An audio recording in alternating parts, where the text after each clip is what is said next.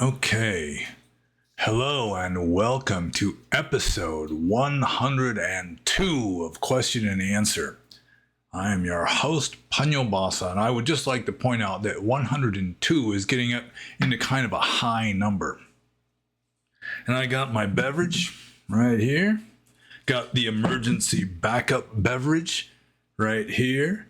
Got to the total apocalyptic desperation beverage of pond water right here. And I'm ready to start commencing. So let's just dive right in here. First question is from Aurelian, who is one of my favorite Roman emperors, by the way. And Aurelian says, what have you learned over the course of 100 Q&A videos besides double checking the computer cord? Well, yeah, it's plugged in. Okay, that's done. But I think probably the main thing that has really been driven home to me doing all of these videos is something that I already had pretty good inkling of many years ago when I was giving talks to Westerners during my attempts at being a free-range bhikkhu in America. And that is that practically all Western Buddhists, because they are Western, adopt or just accept as reality scientific realism. That they believe that there is this material universe out there that's going to continue to exist even if there's no minds perceiving it, and that is reality, and that Buddhism is just a psychological thing that you sort of fit into that context. And it can be frustrating at times. Maybe some of you have picked up on a little twinge of frustration when I'm asked a question that just assumes the ultimate reality, or at least the functional reality, the empirical reality of scientific realism. And then just kind of has Buddhism fit into that instead of sort of having your worldview based on Dharma. It's just Dharma is just kind of fit in to a different worldview. So, I mean, that's the main thing I have really kind of been beaten over the head with, I guess. That, I mean, I assumed when I was first trying to teach Westerners that, you know, they were like very casual meditators. Most of them were like boomers. And, you know, I just thought, well, this group is pretty darn materialistic, in a philosophical sense, not in the money grubbing sort of sense, although a few of them probably were in the money grubbing sense as well. But now I just realized that virtually all Western Buddhists just take scientific realism as their worldview and just try to fit Buddhism into that as well as they can. And it is somewhat of a handicap for Western Buddhists. I would like to point out right here that it really is sort of like a ball and chain attached to your spiritual leg. So I guess I answered that question, so I'm going to move on to Aurelian's second question, which is much more difficult to answer, and that is as follows. If there were more female-based Buddhists, would it reduce the lifespan of politically incorrect Dharma by half? And first of all, I would point out that this is probably a reference to the famous prophecy made by the Buddha in, I think it's in the Vinaya Pitaka of the Pali Tipitaka, where the Buddha says that by ordaining nuns, it's going to reduce the lifespan of the true Dhamma by half. So Aurelian here is asking if there are more female-based Buddhists, would it reduce the lifespan of politically incorrect Dharma by half? And I do not have the prophetic clairvoyance of the fully enlightened Buddha. And so I can't really just see what the answer would be. And for those of us who are not omniscient, which I assume is most of us, that answering such a question is, I mean, the question itself is kind of, I mean, it's sort of a rhetorical question, but also it's like a logically invalid question, because there's so many variables that it's just an invalid statement to say that if the situation were otherwise, the outcome would be this, because you really don't know. So, I mean, the outcome could go either way. If there were more female-based Buddhists, just like relatively conservative spiritually, regardless of like economic issues and so forth, that it's sort of like saying if there were more female libertarians, would the Libertarian Party be more successful or less successful? It'd be something along those lines, because most libertarians are male and most based Buddhists are male. I mean, just based on the viewership of my YouTube videos, it's still something like 98% of my viewers are male. And they're mostly in between like 24 and 45 or something like that. So let's see, I gotta consider the question again here. Oh yeah, so I mean, possibly, I mean, they could mess up based Buddhism because, their women are more agreeable. That's using a Jordan Peterson term, which he gets from standard psychology. And so they're more worried about what other people's opinions of them are going to be. They're more worried about maybe offending somebody. And so they'd probably be more inclined to be diplomatic in their based Buddhism, which would make it less based. On the other hand, the very fact that you've got more women involved makes it less of a niche or niche movement, if you can even call it a movement. So, I mean, it would just sort of it'd become more of a mass thing, I guess, instead of just something that, certain men find interesting or take seriously. So yeah, that question is just up in the air, and we'll just have to recruit more female-based Buddhists and find out what the answer is, if we're willing to take the risk of not destroying politically incorrect Dharma. But like in a country like Burma, I don't know if you can call Burmese Buddhists based, but they're definitely conservative traditionalists with regard to Buddhism, much more so than I am, much more so than possibly any, or I wouldn't say any, but 98% of Western Buddhists. They're more conservative and traditionalist than at least 98%, and they're half women. So women don't necessarily poison the well of Dhamma. That even in the Buddhist time, or at least at the time when rules of monastic discipline were being formulated, it was pretty obvious that women were like the backbone of Buddhism as just sort of a social phenomenon. Like, they're the ones who mainly support the monks. Like, for example, there's a rule about, or there is a number of rules about how a monk is to properly walk for alms. And so he's supposed to, when he's going through the village, he stops in front of a house for a few seconds.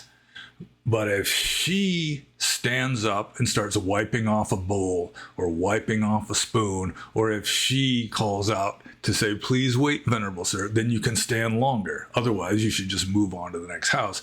So it just assumes that the people who are going to be offering food to the monks are mainly going to be female, because the feminine pronoun is used with regard to she standing up and starting to wipe off a bowl or a spoon or something. So, I mean, women don't necessarily poison conservative traditionalist Dhamma, but in the West, I'd say there's a higher likelihood of it. And yeah, we're just going to have to find out. I mean, if it happens, we'll find out. And if it doesn't happen, we won't find out. So I'm just going to move on to the next question. This is from Cactus Ray. And these first questions, I have to admit, were asked quite some time ago in an unusual place. And so I didn't see the questions. And so they're at the top of the list because I finally found these questions that were lurking around in obscure places. So this is from Cactus Ray. who is a recent supporter on my Subscribestar. So welcome aboard. Ahoy, matey. And so Cactus Ray says, you've mentioned before in a past video that you have gone as far as you could go with meditation. I was hoping you could elaborate on what you mean by that. Also, would you comment on the importance of meditation to spiritual growth and insight? Any discussion of the jhanas would be appreciated. Thanks. So this is kind of would be maybe even 3 questions. Maybe I should separate these. Grammar Nazi that I am, I have to have them separated properly. Okay, so the first question. Oh, wait a minute. I didn't separate it properly. Okay, there we go. Properly separated. So the first question is, you've mentioned before in a past video that you have gone as far as you could go with meditation. I was hoping you could elaborate on what you mean by that. Well, it's fairly simple. I just stopped making progress. In fact, the best meditation of my life occurred between around 1999 and like 2004. That was the best meditation I've ever had in my life. And ever since then, I'd get a few glimmers, a few flashes. Like I went to a meditation retreat at the Tathagata Meditation Center in San Jose for, gosh, how long did it last? No, it was a relatively long retreat. I think it was like a month or 2 or something like that. And, I was having some good meditation there, but it really didn't reach the level of what I was experiencing, especially a few times, like around 1999 to 2004. And so it's just frustrating to just keep grinding away and still just not breaking any new ground, not making any improvements, not making progress. So that's essentially what I meant. And that was one of the reasons, probably the main reason why I stopped being a monk, is I just stopped making progress. It was sort of like the Red Queen in either Alice in Wonderland or Through the Looking Glass. I don't remember which, who had to run as fast as she could just to stay in the same place. It's sort of like treading water, just effort is maintained just to lose less ground than if you didn't do that. So it was just really frustrating. And the purpose is to make progress. You're progressing towards enlightenment ideally. And when you just stop making progress, when you've been essentially stagnating, or at least not making progress, like I keep saying, for several years, it's like more than 10 years, then obviously, if you keep doing something and it's not working, then it's eventually time to try something else. So I suppose I answered that question. And to some degree, it was probably my subconscious mind just rebelling against the whole idea of just sort of ceasing to exist. But I'll just move on to the next question. So, or the next part of the complex question. So he says, also, would you comment on the importance of meditation to spiritual growth and insight? Well, meditation in general, like formal sitting meditation especially, is like the fine-tuning knob on your Dharma practice. The coarse tuning knob, which is really more important, is basic morality, renunciation, austerity. It's just how you live your life. Even when you're not sitting cross-legged with your eyes closed, it's just how you go about living your life. That's like the coarse adjust knob. And then the fine adjust, sort of like the sandpaper after you've carved out the wooden statue, that would be sitting meditation. And you can get into much deeper meditative states through sitting meditation than just being mindful of, everyday activities while you're at work or something, just because everything is so simplified that there are much fewer distractions. That's the main advantage of sitting meditation, is you very much reduce distractions. So, yeah, definitely I've got into more profound mental states while sitting cross-legged with my eyes closed than I have while working at a trim break at a sheet metal shop, something like that. So it can be very important, especially if you're good at meditating. But even if you suck at meditating, just sitting there, just not moving, at least you're not running in circles or doing dumb stuff. At least it's keeping you out of trouble, while you're sitting there. It's reducing your rascality to some degree, unless you're just sitting there with your eyes closed and your legs crossed, just like fantasizing about pornography or something. So, yeah, the main importance of meditation in general is it's more likely to facilitate insight, for one thing, because you're getting into deeper, subtler, more profound mental states than if you're just moving around making noise. And it's like the fine-tuning knob. But really more important, if you're only going to do one or the other, if you're only going to meditate sometimes and not keep sila and not like try to simplify your life and be a good person and, tell the truth and all that. So if you're just going to meditate sometimes and then not keep, not really live a dharmic life otherwise, which a lot of people do, then it's not going to be as helpful to you as if you try to live a dharmic life otherwise and don't sit in meditation. But of course, doing both, especially if you're making progress, then doing both is best of all. So I assume I answered that question. I really shouldn't take a very long time to answer these questions. We do have quite a few questions, not like an outrageous, merciless onslaught of questions, but still it's maybe a little more than usual. And I would like not to be speaking continuously for 3 hours straight. So I'm going to move on to Cactus Ray's third question here, which is not really a question, it's a request. Any discussion of the jhanas would be appreciated. And those of you who are familiar with what I've written and what I've said in previous videos and so forth know that, according to me anyways, jhana is a very controversial issue. And it's almost a useless word. The word jhana is almost useless just because it's so controversial and people do not fully agree on what it means. So, according to Orthodox tradition, jhanas are a kind of deep absorption state that are literally superhuman mental states. Even the lowest jhana, first jhana, is considered to be a superhuman mental state. And I just find that hard to believe. I do think that the 4 jhanas were originally just the 4 stages of meditation, that jhana originally just meant meditation. Literally means something like illumination, blazing, something like that. But originally, I don't think it was a superhuman mental state, especially first jhana, where you're still thinking, actually. You can still be doing like visualizations or mantras or something at the level of first jhana.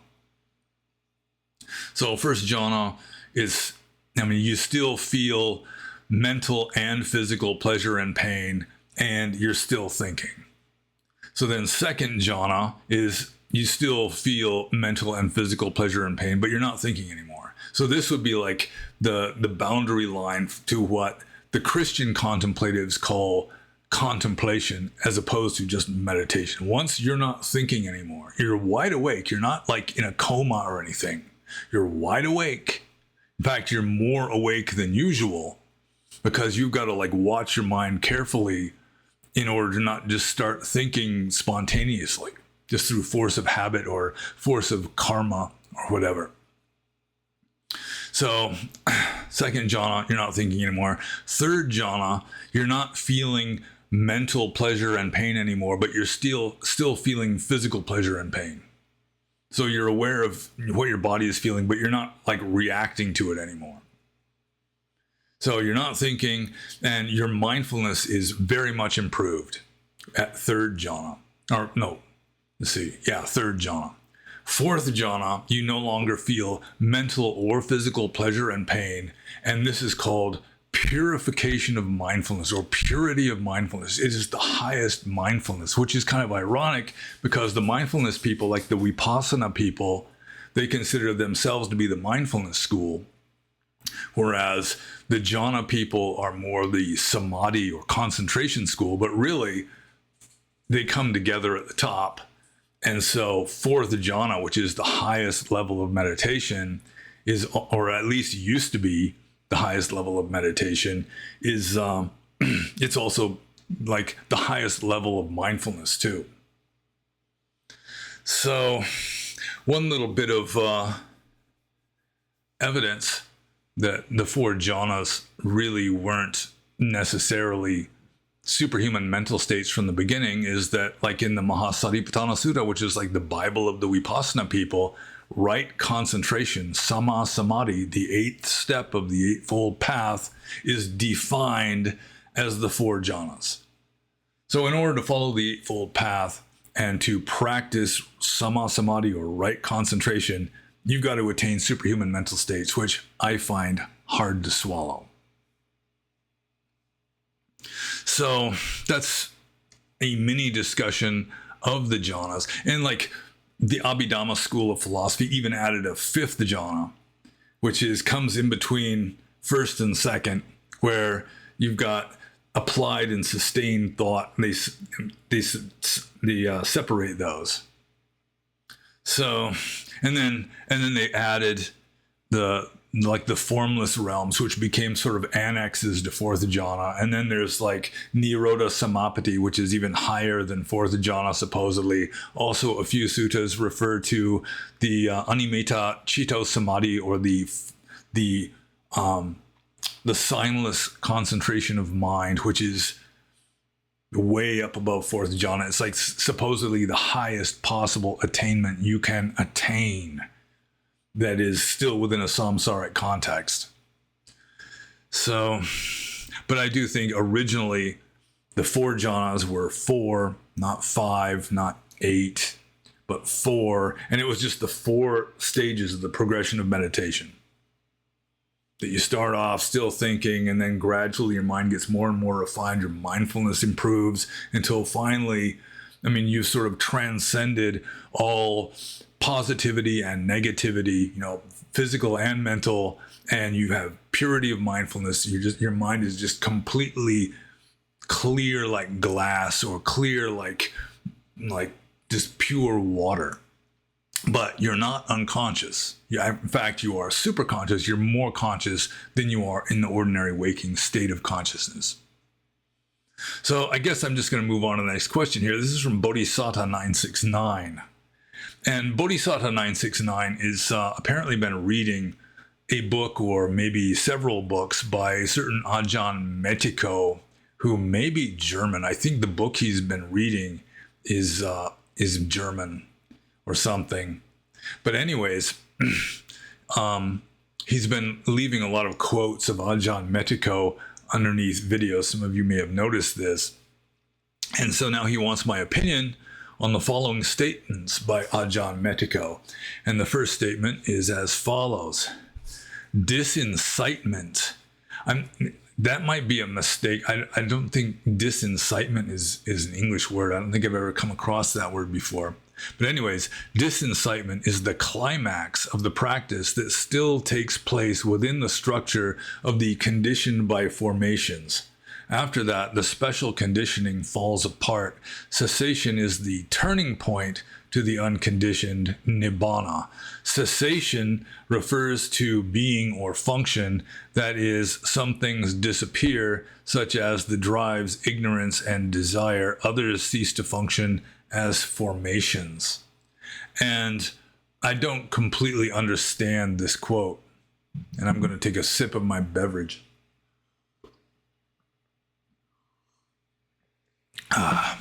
Well, I have to confess, I took 2 sips.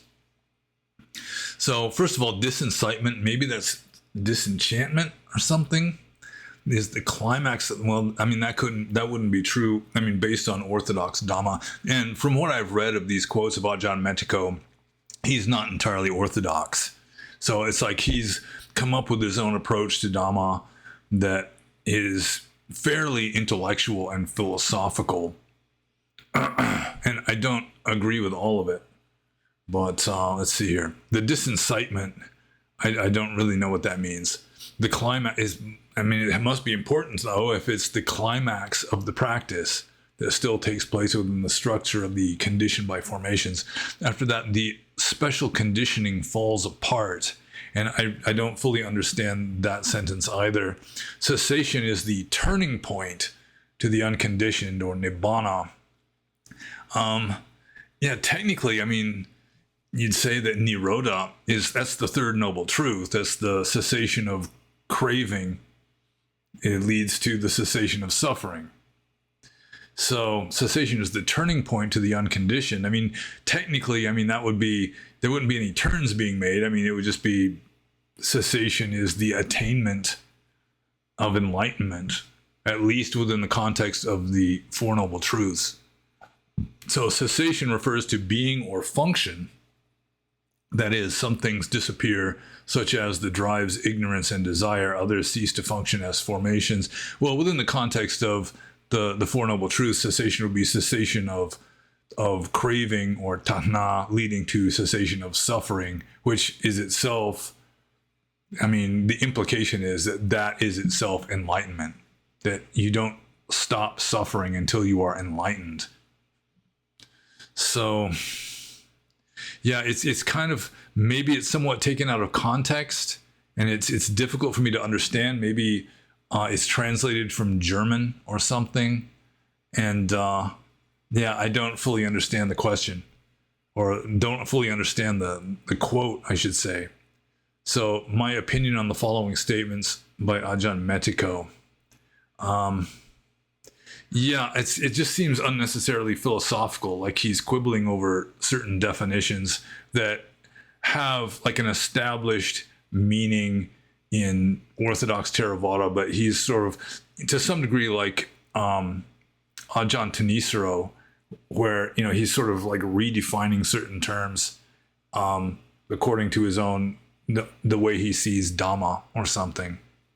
Although I think Ajahn Mettiko really goes farther than Ajahn Thanissaro in that regard, because he thinks a lot. It could be he's sort of like like Venerable Jnanavira. If any of you know who Venerable Jnanavira is, he was just this hyper intellectual existentialist philosopher who was ordained into the Sangha back around 1950, and he still has a lot of followers, especially like Western monks, who take him very seriously.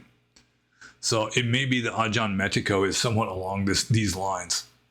But I'm just going to move on to the next quote, because the first quote, I have to admit, I don't fully understand what he's getting at, and it could be that I just do not know the context well enough to know what direction he is moving there. So the second quote, an objection. Normally, translations always say, "This is not mine, this is not me, this is not myself." What is this supposed to be? It is correct. It is usually said like this, but that does not mean that it is correct. Linguistically, there is a difference between this, neuter, edam, and this, masculine, eso, which is often overlooked, not because of a lack of linguistics understanding, but because of a lack of substantive understanding. A special conditioning is also difficult for translators to see. By owning something, the owner makes himself the reason for the object or thing he owns. But the noble student should see through this and see, this thing is not mine, this owner is not me, this reason for the thing's existence is not myself. Grasping does not mean that we want to have something. We want a substance that fills our assumed selfhood with content. This substance is what we grasp and experience as my experience. If one does not distinguish between this and that, one might imagine that it is easy not to have a sense of ownership in the perception of external things, that is, not to have the feeling of owning the song of a bird or that of the moon, whether half full or completely full, is mine. So my opinion on this, first of all, I just think that he thinks too much, that he's sort of hyper intellectual. And I mean, you get up to mainly he's criticizing the way people interpret, this is not mine, this is not me, this is not myself. And he's trying to give like, what exactly is the this referring to? And personally, it seems to me that it refers to anything. That's why the pronoun for this, Adam, is in the neutral sense, not masculine or feminine. It's just whatever it is.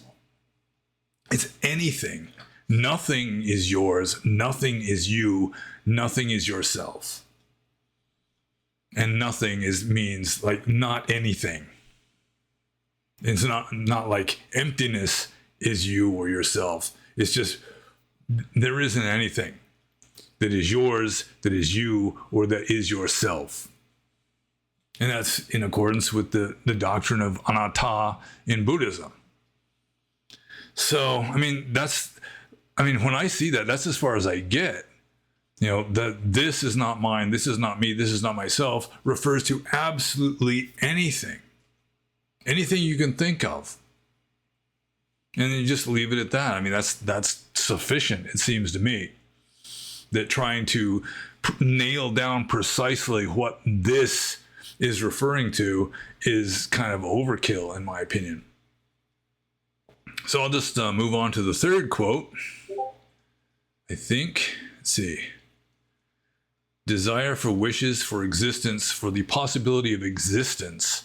Kamatahna, bawatahna, and vibhawatahna. Oh, I gotta make a space here. Okay.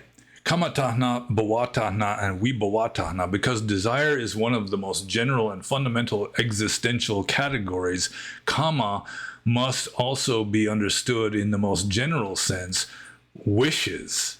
Everyone has kamatahna, so desire for sensuality or even sexual desire is much too specific. Tahna also means thirst in a figurative sense.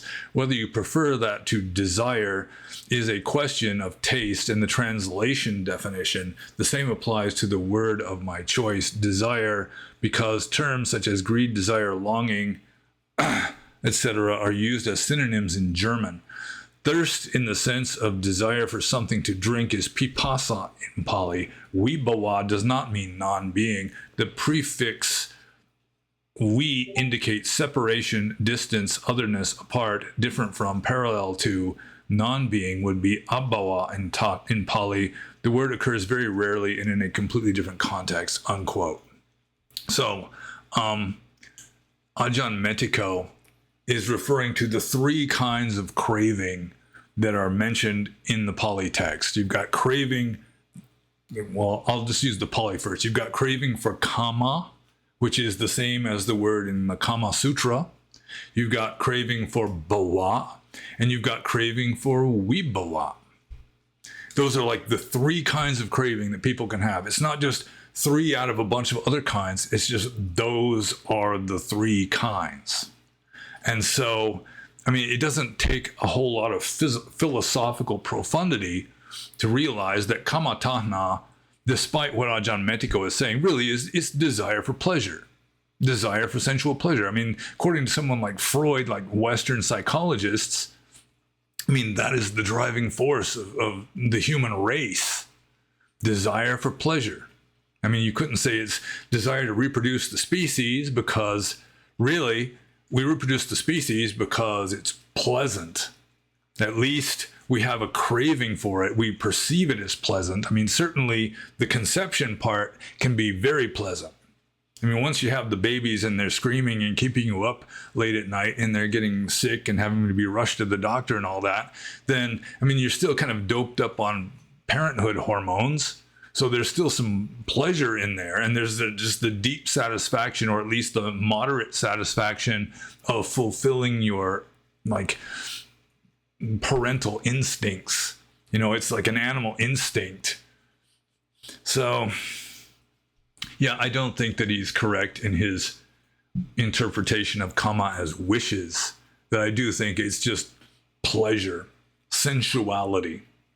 So that's the first craving is for sensuality. The second craving is just for existence itself.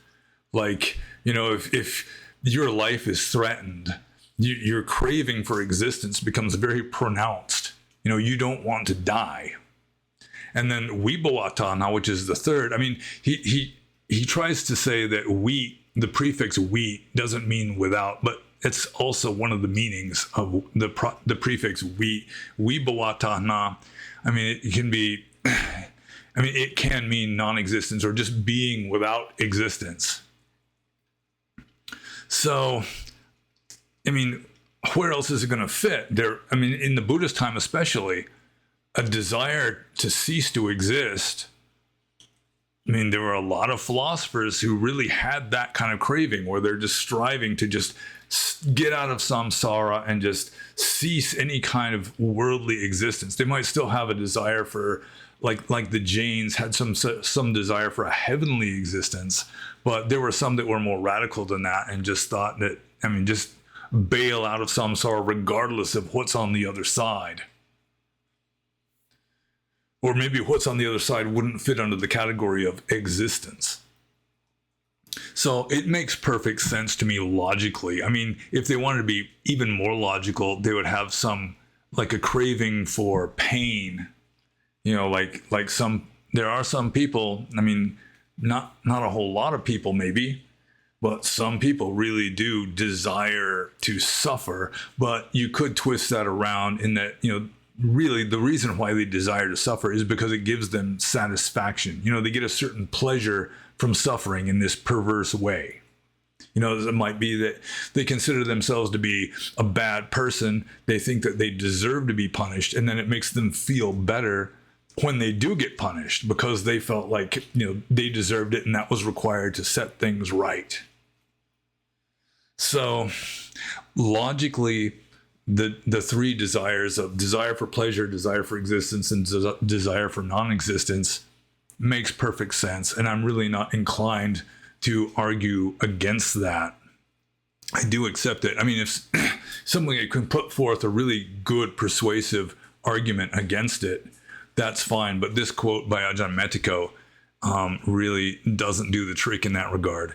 And his trying to deny that the prefix "vi" can mean to be without something it's not necessarily the case. So, let's see. I mean, the "we" is like being separated. It just means like, you know, leaving it, going away from it or something. So, I guess I responded to those three quotes, and I really do think that Ajahn Mettiko, I hope he's a good monk and all that he's practicing sincerely and keeps the rules of Vinaya and all that, but I do think that he thinks too much, that he's being too philosophical, and maybe he sees that other monks aren't getting enlightened, and so he assumes, well, maybe they just don't understand things correctly, and he's working out some better way of understanding it, maybe to improve his odds of becoming enlightened or some such. Which, I mean, we got to do something, so he can do that, and I got no problem with it. And all respect to Ajahn Mettiko. Hope I didn't bash him while giving my opinion.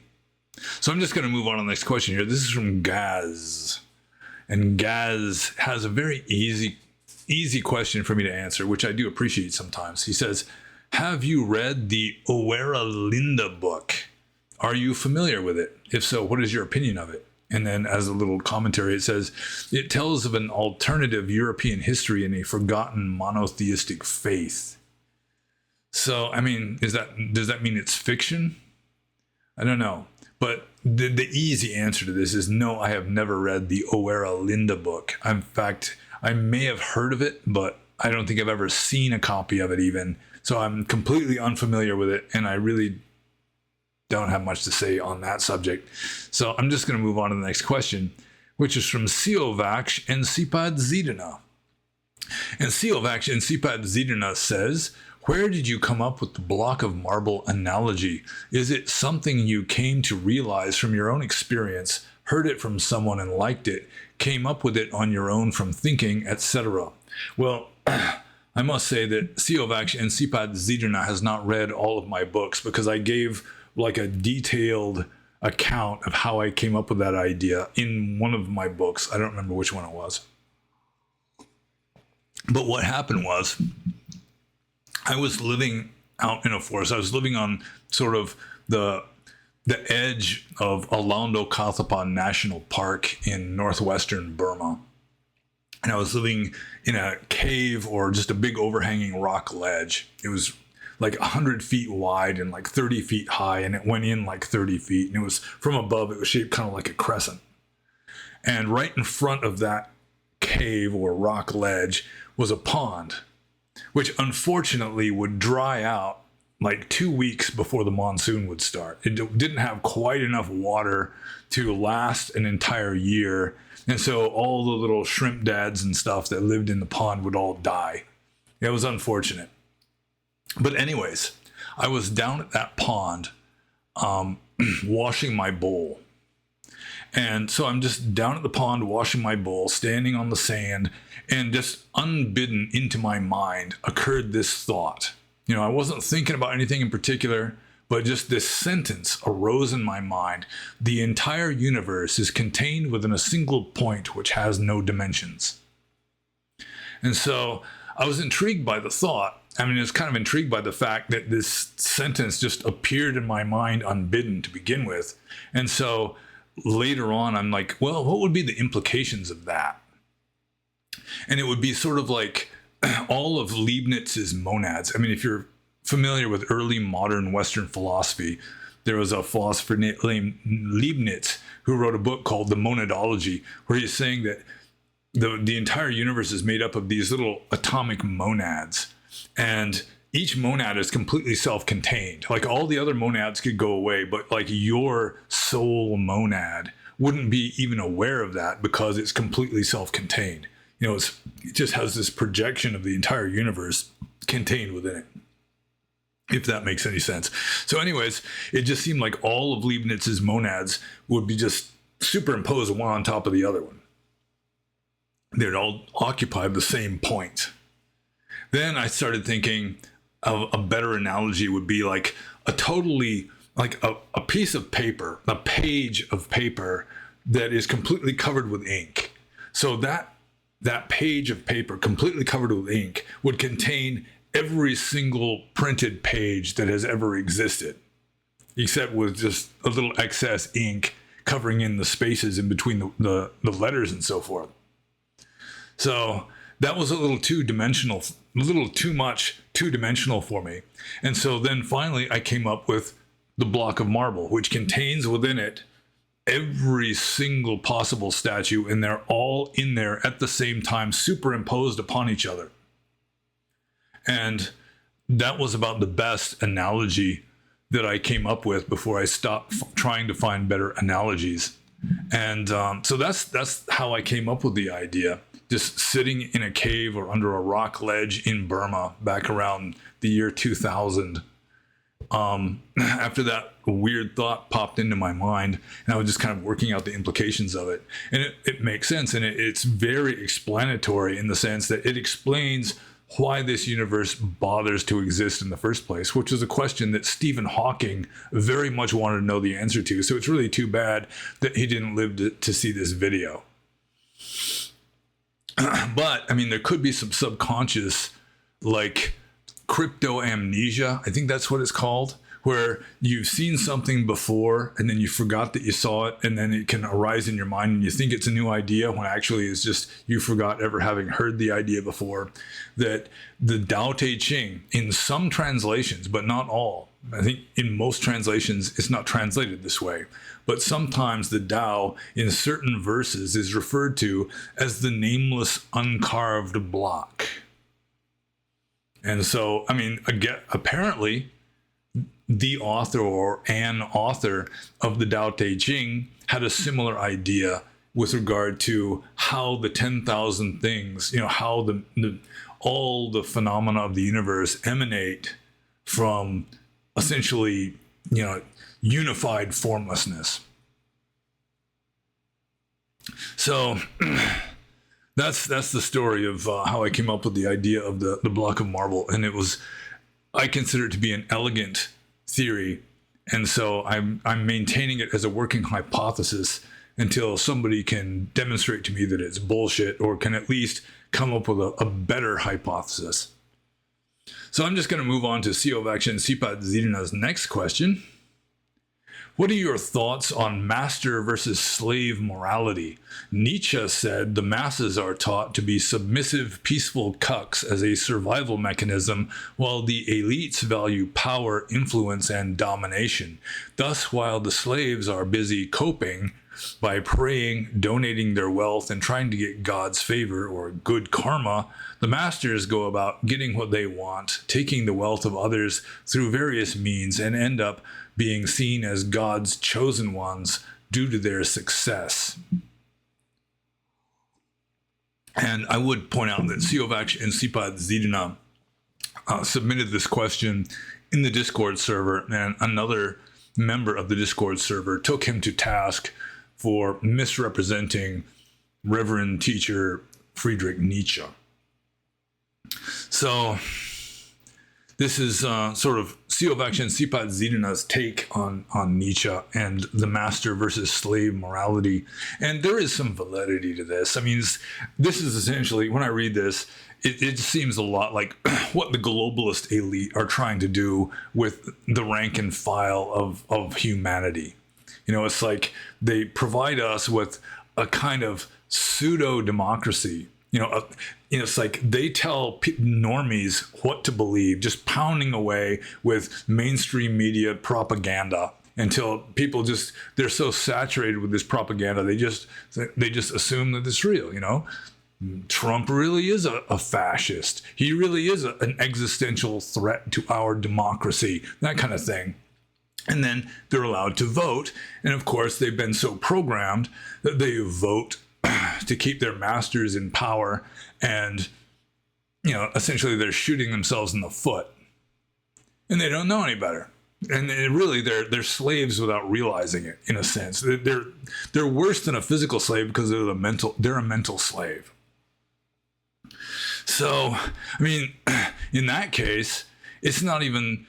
Let's see, he says that the slaves are busy coping by praying, donating their wealth, and trying to get God's favor. Well, I mean, nowadays, they're not even doing that. I mean, some of them pray, some of them donate their wealth, some of them try to get God's favor. But mostly, they're playing video games and watching TikTok videos and, just going to a restaurant every now and then, watching movies, just doing the stuff normies do. They watch football, they drink beer, just that kind of stuff. While the masters go about getting what they want, to some degree, although it's kind of like a house built on sand at present, and taking the wealth of others through various means and end up being seen as God's chosen ones. Well, the normies rarely see the globalist elite as God's chosen ones. How many people see Mark Zuckerberg as God's chosen, other than maybe other Jewish people? So, I mean, the Jews in general are considered to be God's chosen people, even according to some Christians. But, I mean, these corporate CEOs like Soros and who's that other, what's his name? The World Economic Forum guy. I mean, they're not seen as God's chosen. I mean, they're seen as lucky, maybe. But because they're at the top, they get to call the shots. They don't get in trouble with the law. So let's see. I'm gonna have to read the whole question over. I'm getting kind of worked up here. What are your thoughts on master versus slave morality? ? So I guess that's really the question, and the rest is just commentary. So, I mean, there are master versus slave moralities. There's different master moralities and different slave moralities. You can have a benevolent master morality, which is not a bad morality. You can have a benevolent slave morality, which is not a bad morality. There's bad master moralities too, and bad slave moralities. So you don't want those. Like a bad slave morality would be sort of what the political left in the West hypes up, which is based on resentment. And Nietzsche had a lot to say about resentment, that slave morality is largely based on resentment, where you're just trying to get equality because you resent the people who are more successful than you, and so you want to bring them down to your own level, if not push them lower than your own level. So that would just be a bad slave morality. But so long as you choose a good morality, whichever is like in harmony with your nature. I mean, some people are slaves by nature, and some people are just like alpha boss type people who prefer the master morality. And just because, I mean, you might be on the master's side of the equation doesn't mean that you have to like trample people under your hobnailed jackboots. You can be a benevolent master, which is fine. So long as you're benevolent and somewhat competent in your benevolence, then you're doing okay. So I would say the more important dichotomy in morality is whether it's a good morality or a bad morality, not whether it is a master morality, like an active morality, or a passive morality. So long as it's good morality, you're doing okay. So I don't know how well I answered that question, but I'm just going to move on and answer another one, or at least pretend to answer another one. At least give a shot at answering another one. And this is also from Siovaksha and Sipad Zidana. He says, you said you had an experience that made your 20 years of striving in jungles and caves worth it due to the clarity. Can you go into a little more detail, a little but more detail, he says. There's a little bit more detail, like what you learned from while in it or looking back at it. What was the actual experience like? What were the conditions of the mind right before that, on that day, hour, minute, etc.? Well, it happened more than once. And that was back especially in the years between 1999 and 2004, when my meditation was at its best. And there were times when, especially if you're breaking new ground, you experience PT. It's like your mind isn't used to the level of clarity and expansion and so forth.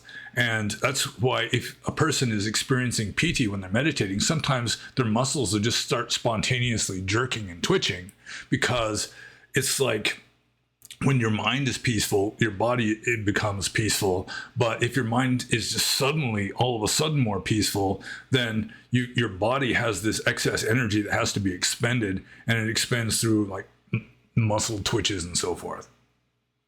But it's also very pleasant, it's very exhilarating, especially, as I say, when you're not used to it yet.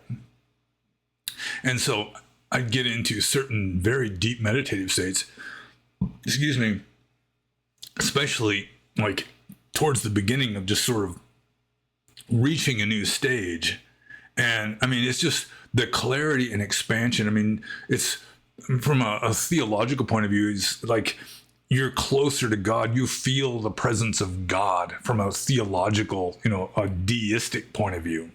It's just, it's you really can't put it into words. It's like a mystical experience, but it's not like some kind of dreamy, like a drug-induced or feverish kind of feeling. I mean, it's just crystal clarity. And your mind is expanded. Generally, in those times, you're not thinking anything. Your mind is clear like glass, and all of a sudden, boom! There's just like, there's not even a boom. It's just like new ground. It's like you've hit a higher level, and it's just so there's a feeling of joy and gratitude. Where, I mean, sometimes you can be practically weeping with joy and gratitude that such a thing is even possible, that it is possible even to experience something like this. And it really can't be put into words what exactly is experienced. But definitely, you can, I mean, if you really are serious about living a spiritual life and striving for enlightenment and all that, you can reach these states that, I mean, you never knew they existed until you experienced it. It's sort of like a person who has been blind his entire life all of a sudden is able to see. I mean, it's kind of similar in how you would feel. So let's see. I mean, mainly what I learned from it is that that's even possible. And it's not so much while you're looking back at it. It's like, while you're experiencing it. And it did happen more than once. So, and the conditions of the mind, I mean, it was just, I was settled into some good meditation and was just getting more and more refined and subtle in my mental states until you get to this level you've never been to before or don't have much experience with. And like I said, sometimes there's this rush of exhilaration, which can actually derail your meditation. I've had that happen before, where the meditation's getting really good and you're just getting these rushes of just joyful exhilaration that then just kind of drives your meditation off the track. You start getting agitated and then it doesn't work anymore. Then you got to settle back down again. So I hope I answered that question kind of, because I'm moving on to the next question anyway. And this is from Xenothoid. And Xenothoid says, what is the Buddhist explanation of dreams? Sometimes after a particularly good or bad dream, I wonder if I got a glimpse into other realms. Well, I mean, I noticed this a lot as a monk, especially when I was in the mood to bash Abhidhamma, which according to the Abhidhamma scholars explains everything. It's like the theory of everything. It's supposed to explain just literally everything. But it doesn't. Like, it doesn't mention dreams. And there's not really a whole lot of mention of dreams in the Pali text, in Orthodox Theravada Buddhist literature. Really, there's not a whole lot of mention of dreams. I mean, sometimes there'll be like some prophetic dream added into a narrative or something. But, I mean, the purpose of dreaming, they didn't know, I'm pretty sure. And so, yeah, I mean, it's sort of like not exactly a blind spot in Orthodox Theravada, but, I mean, it is, it's like it's an occurrence that virtually everybody has experienced that really doesn't get explained in a spiritual way. And I think the most spiritual explanation of dreams that I ever came across was in a Ram Dass book, where he's saying that if you have a dream that has an obvious meaning, then, I mean, you should consider that. But for the most part, dreams are just work that you are doing at a different level of consciousness that is, you know, it's not necessarily anything you need to take seriously or consider all that much. It could be that if you have some kind of dream, you could be glimpsing into another realm. I mean, certainly it's another reality. I mean, ultimately, your mind, your karma, your mental states, because karma is a mental state, is conditioning this world that you are living in. You are in this world instead of a different world because of your mental states. And so you're creating like a smaller, darker, blurrier kind of world in your dreams.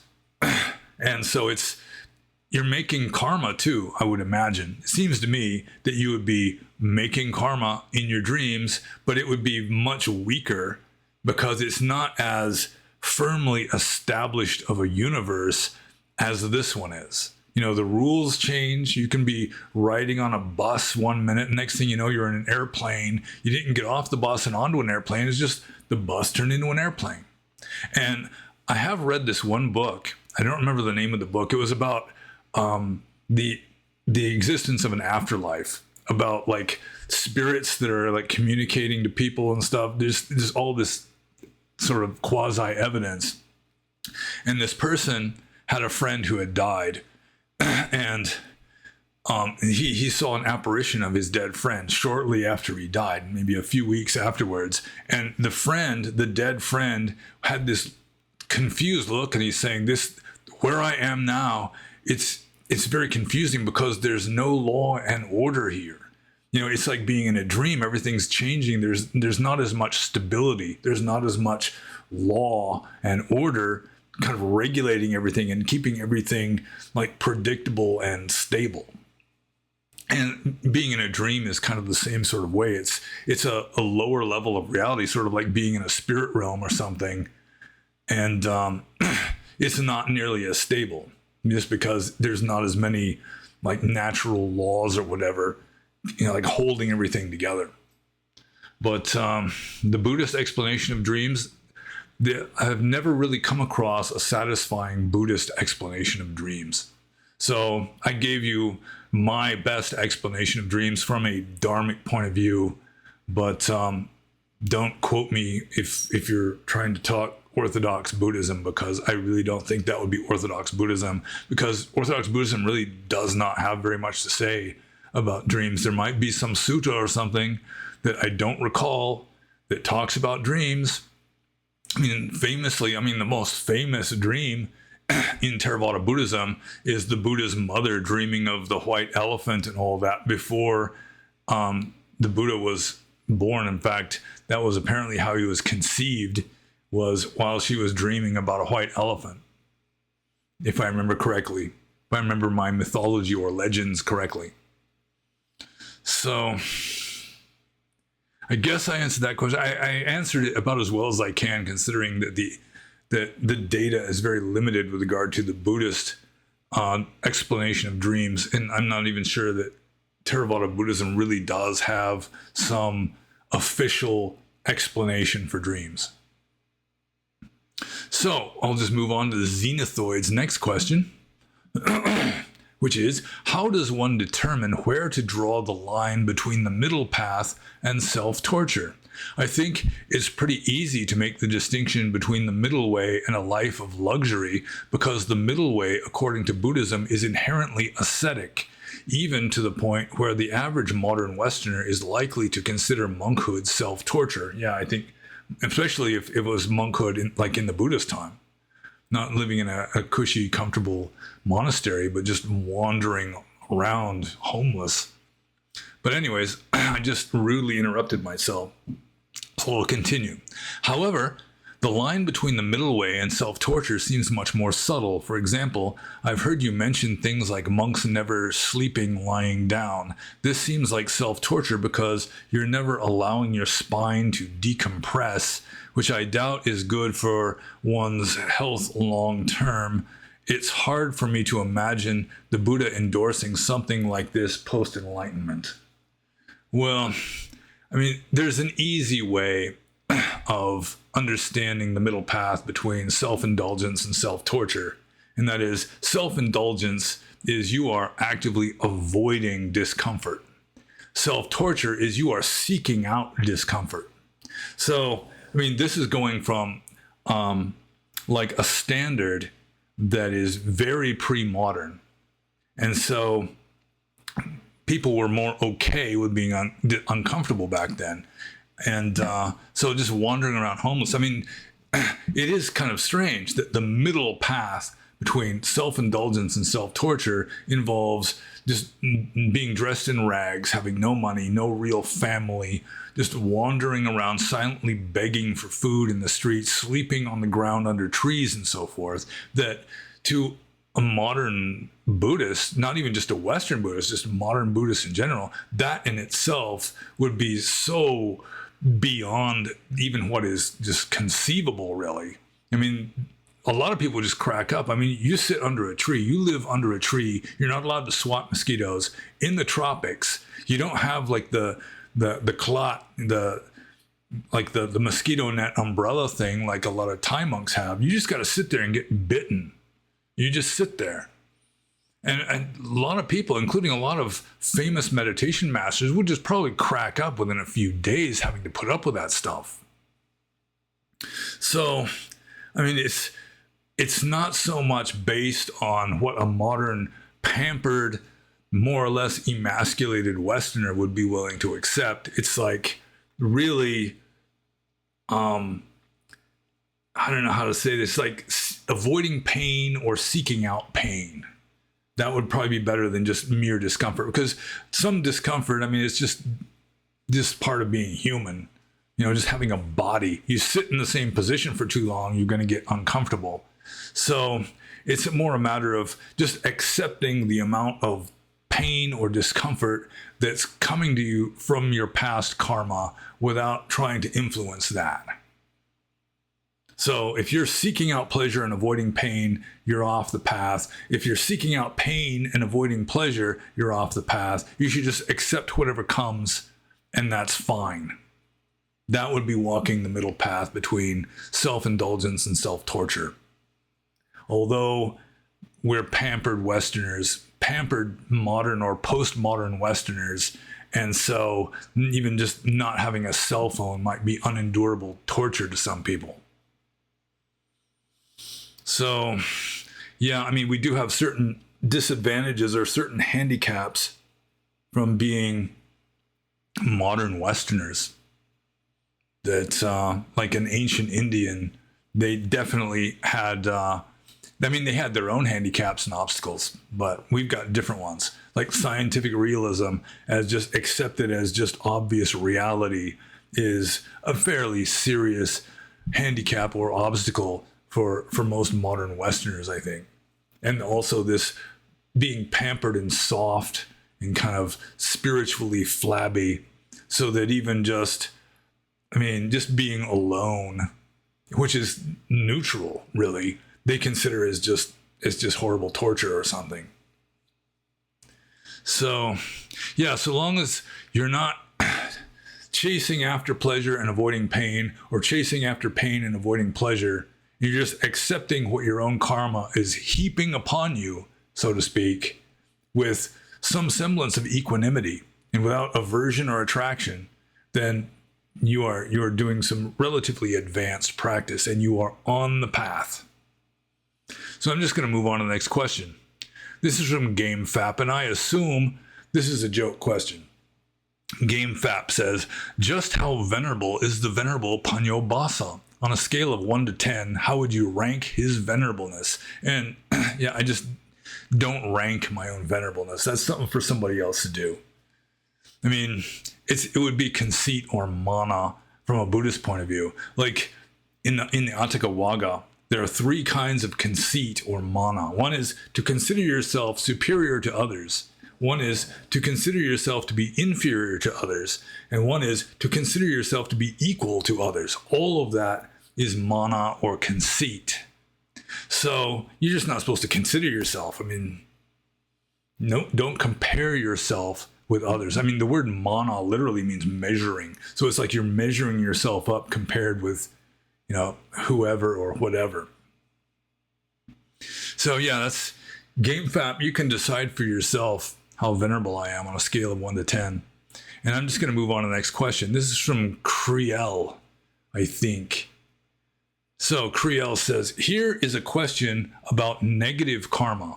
If, for example, person C steals from person B, then person C will eventually have to repay its karmic debt by having a person D steal from him in the future or perform another type of bad deed. At the same time, person B could not have been a victim of that if he himself did not steal from a person A in the past or performed another type of bad deed. Using the same logic recursively, this chain of bad deeds, A, B, C, D, can be prolonged infinitely, there we go, can be prolonged infinitely in both the past and the future. The conclusion seems that to make one bad deed possible, an infinite chain of bad deeds needs to be in place a long time, which seems both absurd because it requires infinite time and unfair because it requires an infinite amount of sentient beings to suffer bad karma. I understand that I am heavily simplifying how karma works, and that even Buddha discourages to understand how it actually operates, but I think I am still raising a valid point. What do you think? Thanks. P.S. You can pronounce my name as you wish. Well, that's good. So, I never really knew how to pronounce his name, but since I've just been given liberty to pronounce his name as I wish, from now on, I will pronounce your name as Throat Warbler Mangrove. So, Throat Warbler Mangrove is asking about, like, one implication here is that he doesn't like an infinite regress of bad deeds. So, let's see here. It seems both absurd because it requires an infinite time and unfair because it requires an infinite amount of sentient beings to suffer bad karma. Well, there are an infinite number of sentient beings suffering bad karma, literally an infinite number. And there will always be an infinite number because they are contained in that block of marble. They are statues in that block of marble, and no statue can be eliminated from that block of marble. No matter what you do, you can become fully enlightened. The unenlightened you is still in that block of marble. Or if you prefer modern science, according to Einstein, time is the fourth dimension. And so the past is always going to exist in a sense. So the unenlightened suffering you is always going to be there. Even though conscious minds or whatever have progressed beyond that, that past is just as real. Just as something you passed in the car 5 minutes ago is still back there. It's just you're not there anymore. So, but on the bright side, these sentient beings don't really exist. And infinite time, I mean, yeah, there is infinite time. I mean, from the Buddhist point of view, there is no beginning and there is no end. It just goes on forever and ever and ever. So it may seem absurd or unfair, but that is irrelevant. It's just the way it is. So, I mean, it doesn't really require, like, if you have something bad happening to you, it doesn't require that you did something bad to someone else and then somebody else is going to do something bad to you. I mean, what really creates karma is mental states. So you could just sit there just being a hateful person. I mean, even being unhappy is from a Buddhist point of view, unethical or immoral. You're making bad karma just from being unhappy, regardless what the reason is. So that's kind of a sticky situation. So, I mean, we're always creating bad karma. And in a sense, we're creating this world. We're creating the person that's messing us up. We're creating the person that we are messing up, in a sense. I mean, none of it's ultimately real. So, let's see. This is kind of a complicated question because you got to consider A, B, C, and D. Because there's all these people involved in ripping each other off. So, let's see. Could not have been a victim of theft if he himself did not steal from a person A in the past or perform another type of bad deed. Really, it's just being delusional is the problem. Ignorance is the cause of samsara. Going with Orthodox Buddhism, I mean, ignorance or avidya, that's step number one in dependent co-arising, at least in the Orthodox, the main standard stock description of it. So, I mean, it works the same way with positive things too. So you not only have an infinite regress of people doing, or sentient beings doing shitty things to each other, but you also have an infinite regress of people doing nice things to each other, benevolent things.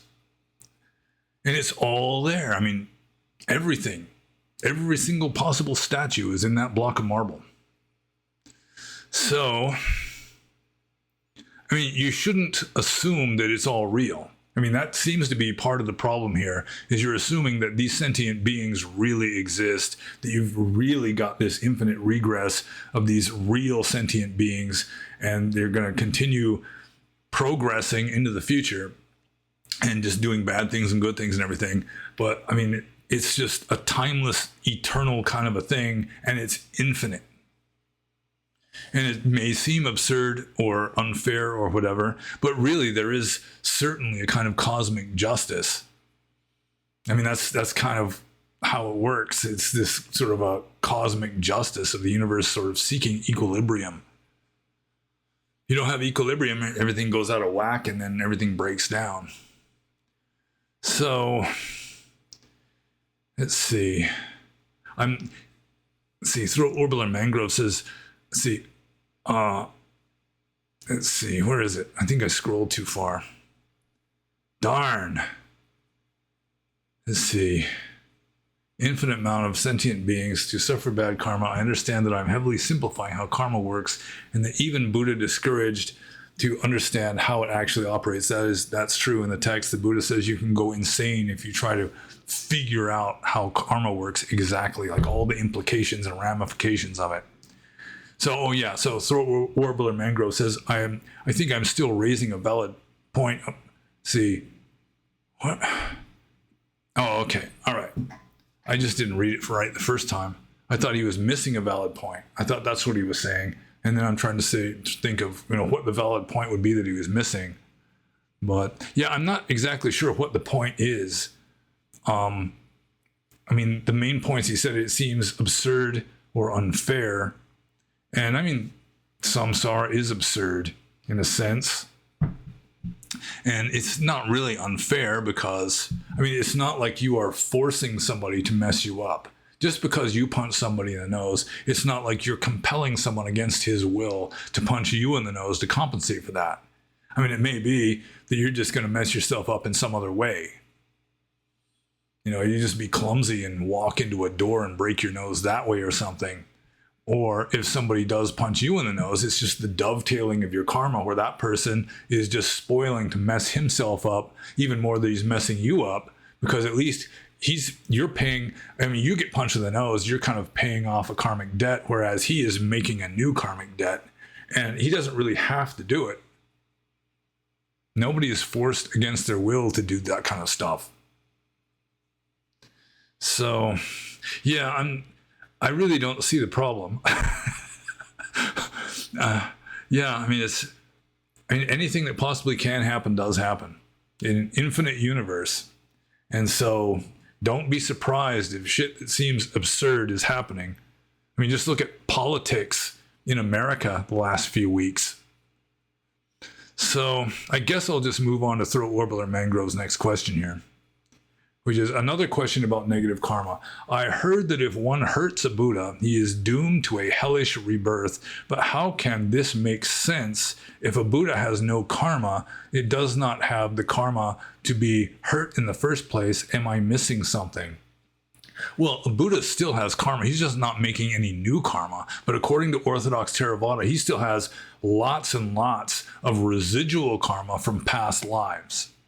So that's why a fully enlightened being also isn't making any new karma. But Mahamoggallana, for example, still had the karma to be literally beaten to a pulp. He was murdered brutally, so that, according to the text, not a single bone in his body was left unbroken. And he was a fully enlightened being who also does not generate karma, according to Orthodox tradition.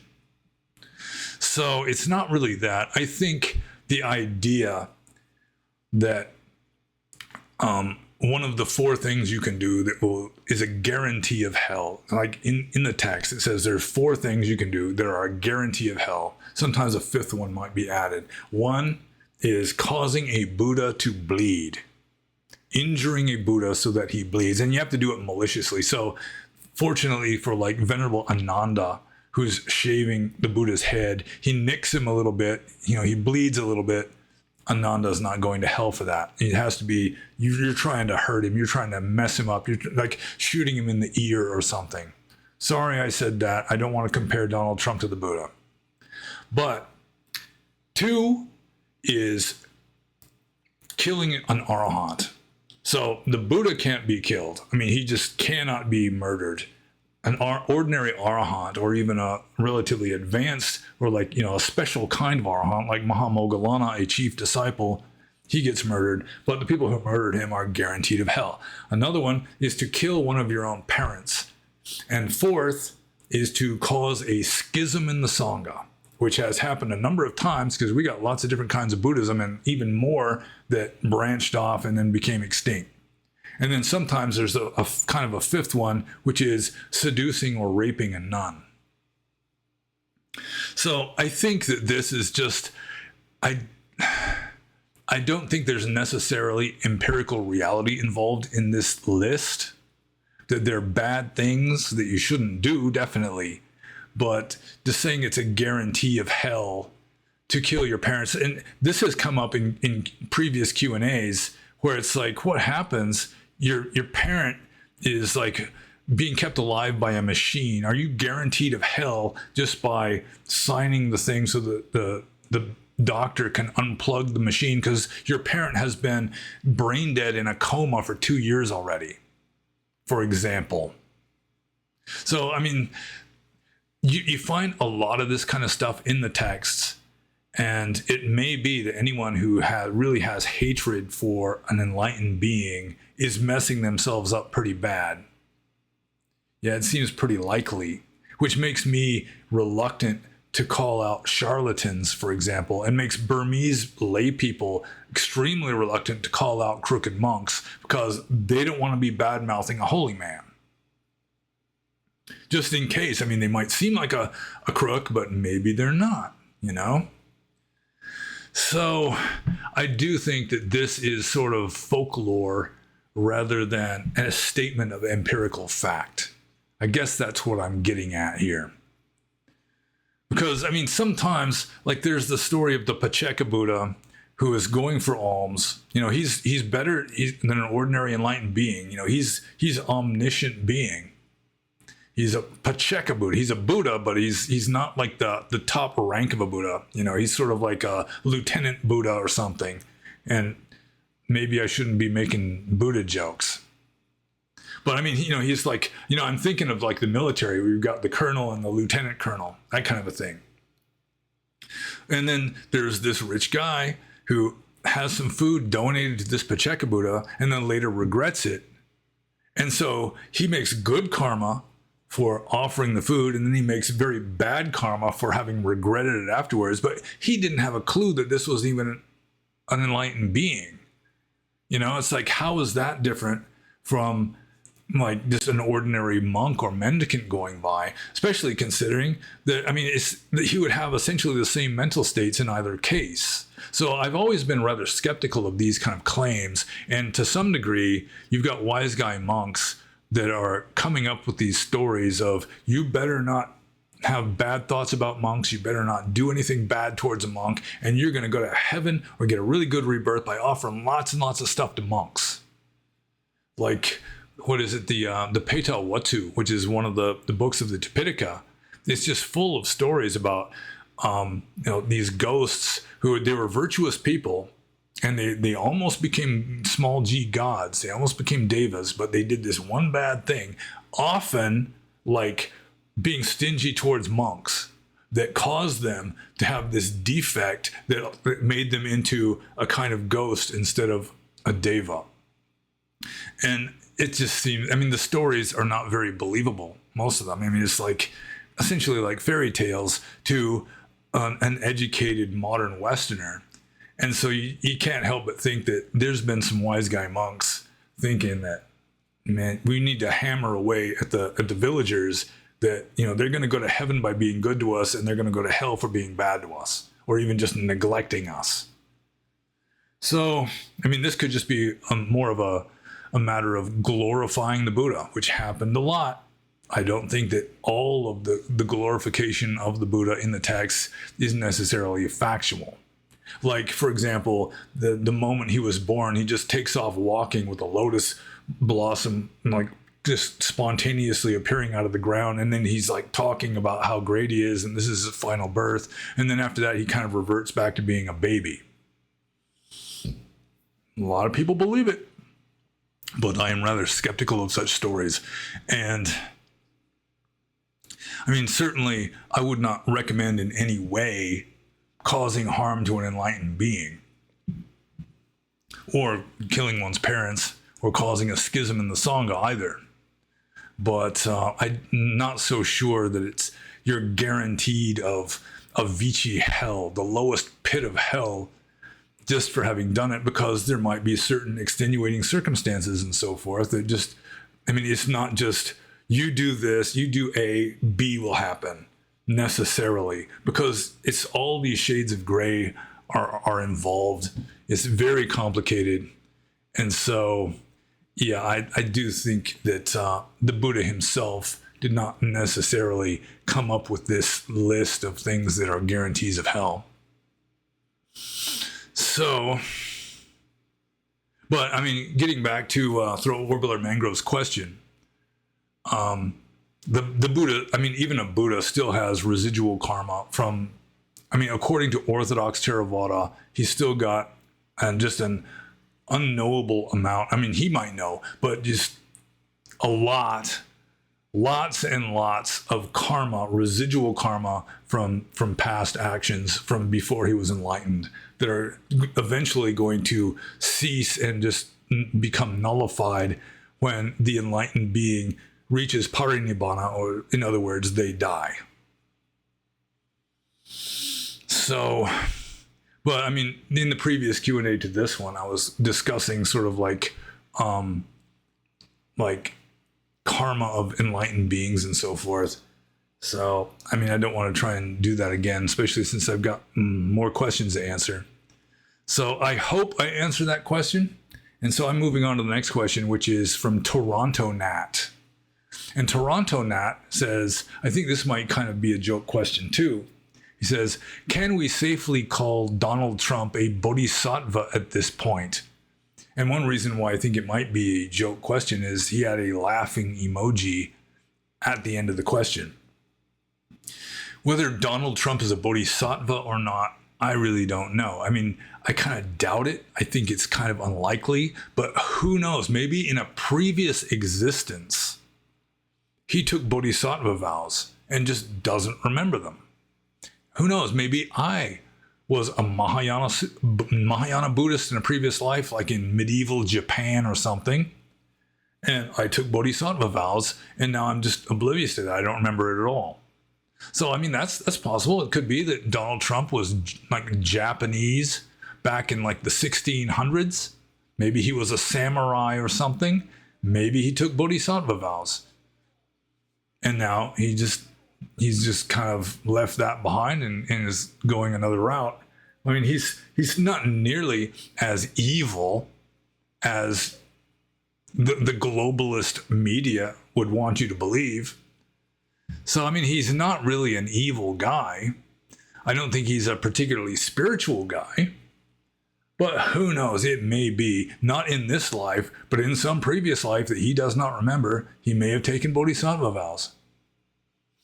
So I'm just going to move on to the next question. This is from Indian guy who sometimes goes by the alias of Trevor.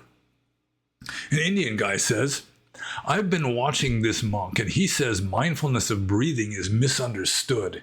He says vipassana and Zen practice have it wrong a little by telling you to focus on the breath or abdomen. He says that the Satipatthana Sutta is saying that we need to understand and be aware that I'm taking in a long or short breath. After hearing this, my meditation has been better and I'm able to breathe without labor, but I have to have mindfulness of the here and now. Then next, I remember not to identify with the thoughts, and then I somehow end up actually meditating. I end up relaxed and tranquil, and everything is just different. What do you think of vipassana?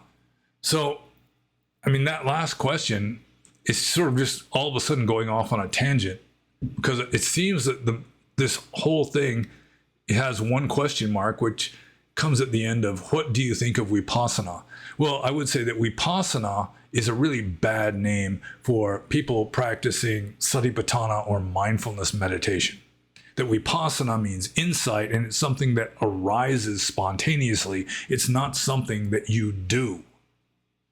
And vipassana can arise even if you're practicing jhana. So it's really not a good name for people who are meditating with an emphasis on mindfulness instead of an emphasis on samadhi or concentration. So that's what I think of vipassana. But getting back to the main thing here,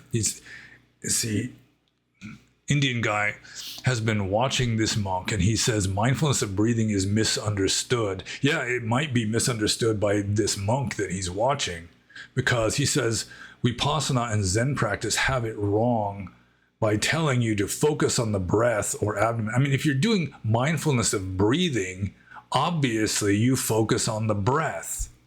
To say that if you're doing mindfulness of breathing, it's a mistake to focus on the breath, I mean, that's a mistake. It's a mistake to assume that focusing on the breath is a mistake if you're doing mindfulness of breathing. So, he says in the Satipatthana Sutta is saying that we need to understand and be aware that I'm taking in a long or short breath. That is sort of an elementary practice in Satipatthana. I mean, if you're doing really good anapanasati, anapana, just mindfulness of in and out breath, then, I mean, the more you're in the present moment, the more there is no longer long or short, because the only way you know if it's a long or short breath is by comparing the present moment with the past moment. That's how you're aware of the passage of time. You have to compare two different moments in time, and the interval is the passage of time. And so a long breath or a short breath, is a shorter interval, shorter passage of time or longer passage of time. Either way, you are not totally in the present moment, because you have to be paying attention to the past to some degree. So yeah, I mean, being aware of a long or short breath, it's like an elementary level of that kind of meditation. But to say that you're not supposed to just be observing the breath while it's happening when you're doing mindfulness of breathing, that's just absurd. Like, for example, in the suttas, it's talking about the proper way of doing anapana meditation. And it says it's like a carpenter sawing a board. So the carpenter, he's not watching the saw go back and forth. He's not following the saw as it goes back and forth. He is watching right where the saw is cutting. His attention is focused right there where the saw is cutting, which means for someone doing mindfulness of breathing, the mindfulness is right there where the air is going in and out of the nostrils. And so you can, like, at an elementary level of mindfulness of breathing, then, I mean, you can be like labeling it breathing in, breathing out, breathing in, breathing out, or long breath, short breath, fast breath, slow breath. I mean, the whole point with regard to Satipatthana, doesn't just say you should be aware of a long or short breath. You have to be aware of all the qualities of it. I mean, you have to look at it carefully. And so, if it's a smooth breath or a rough breath or a coarse breath or a subtle breath, you're aware of the pauses in between the in and out breaths. It's just whatever discernible qualities you're focusing on that when you're trying to be as mindful of the breath as possible. But the more mindful you get, I mean, it's eventually just going to be like condensed down to you are being aware of the sensation of touch right here. And you are closer to reality going with Theravada Buddhism than long breath, short breath. For example, in Orthodox Theravada, long breath, short breath are not ultimate realities. They are just concepts in the mind.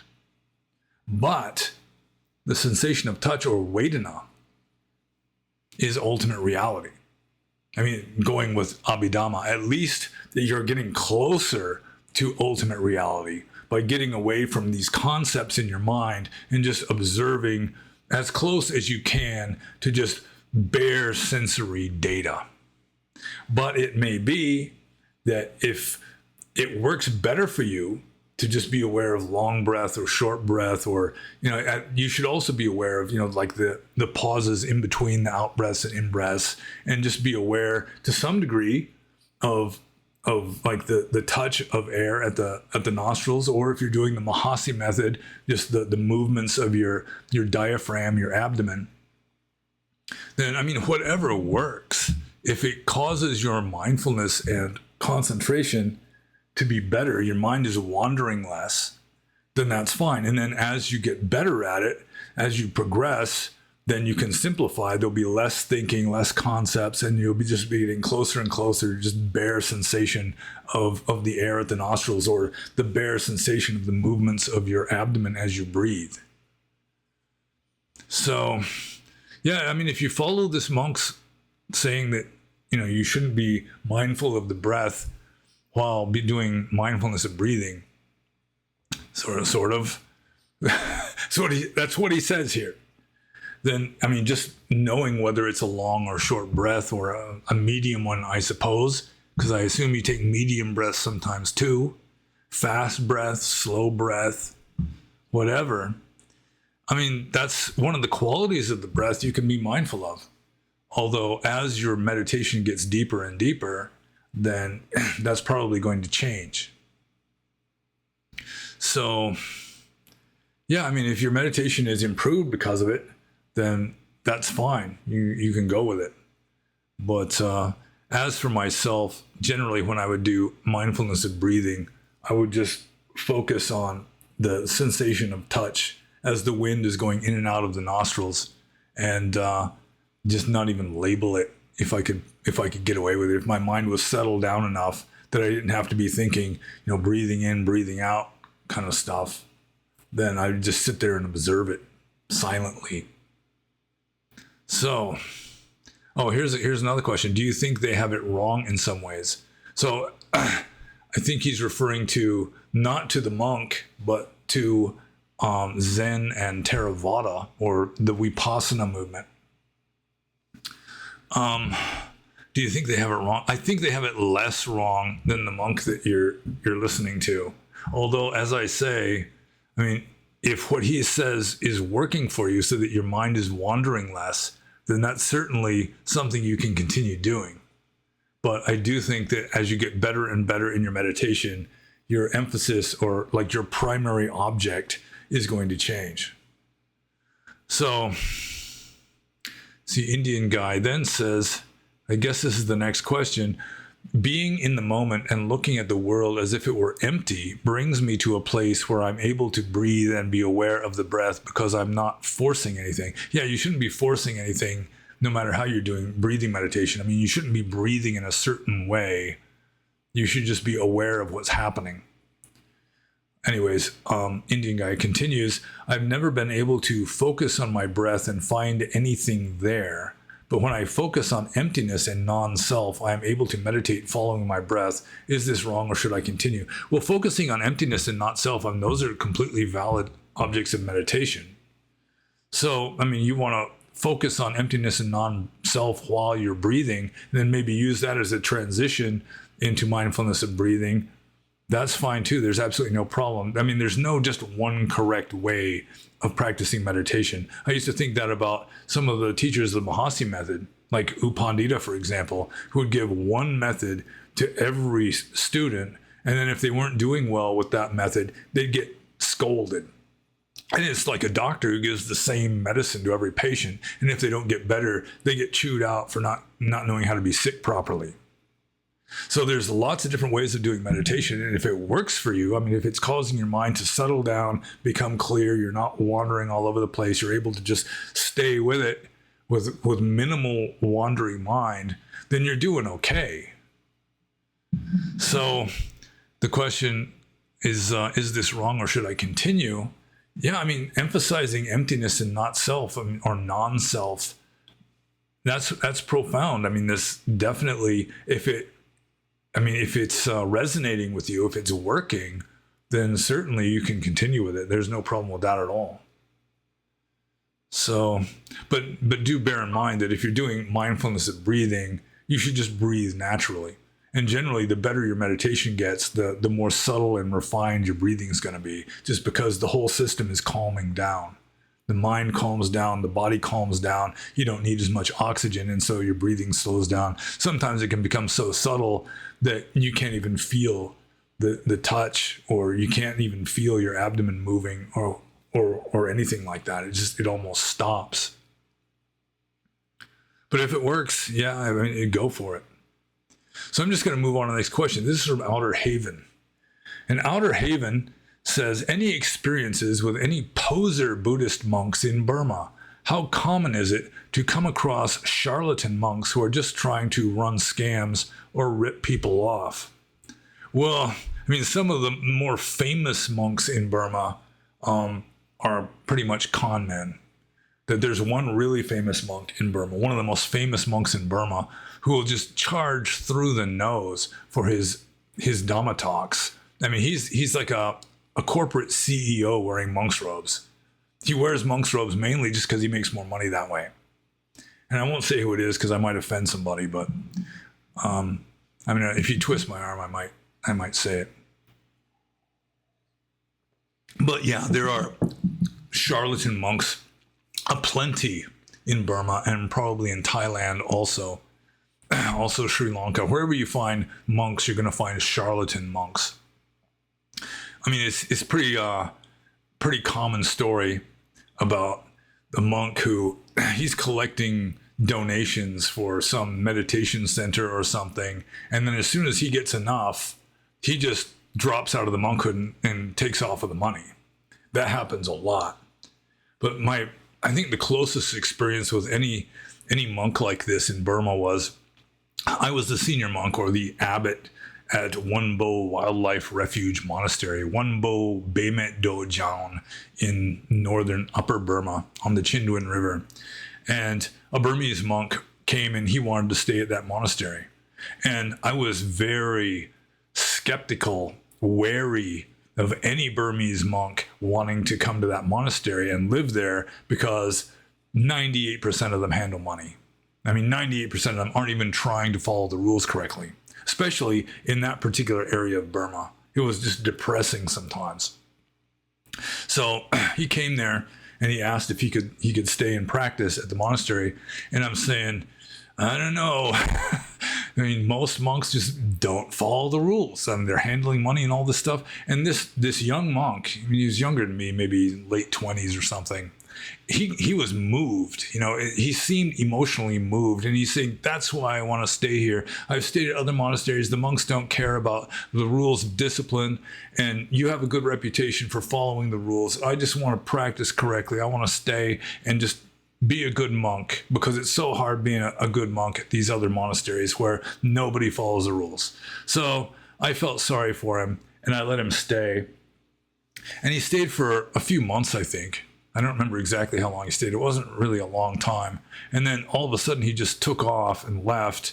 And then the villagers are telling me that he was supposedly collecting money for, like, his father had to have eye surgery or something, collected this relatively large amount of money from these poor villagers, and then just took off with the money and just pretty much forgot about his father needing eye surgery. And I think in that case, he was kind of a charlatan, obviously, but I think he was just nutty. I mean, there's some people, I mean, he seemed to have been a bit on the nutty side, in addition to being kind of a crook. But yeah, that was my main personal experience with a poser Buddhist monk, although there's lots of them. I've met a lot of them casually.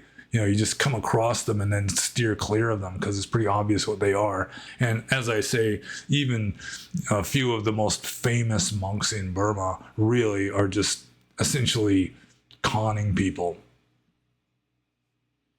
So, I mean, there's one, I met this one monk I was telling you about. I'm still not going to say his name, but I went to Japan back in 1997.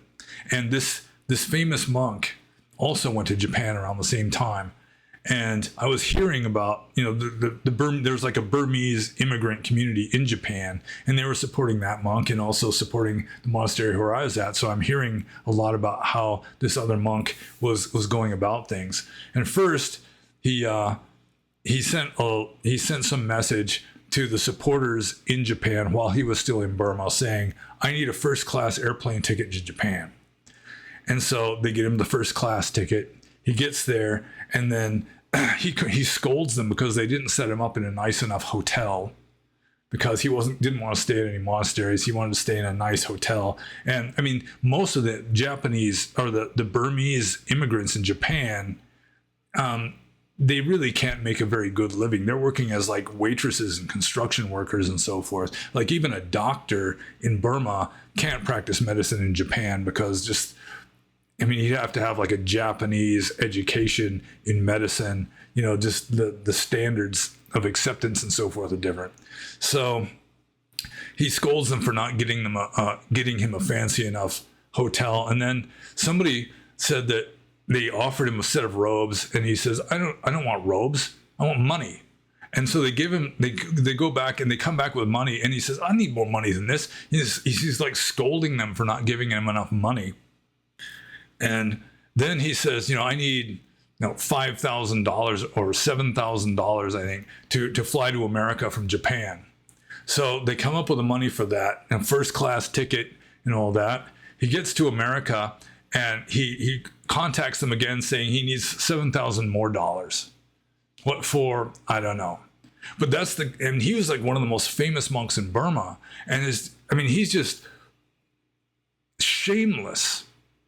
Alizi, as they say in Burma, or alaji in Pali. No shame.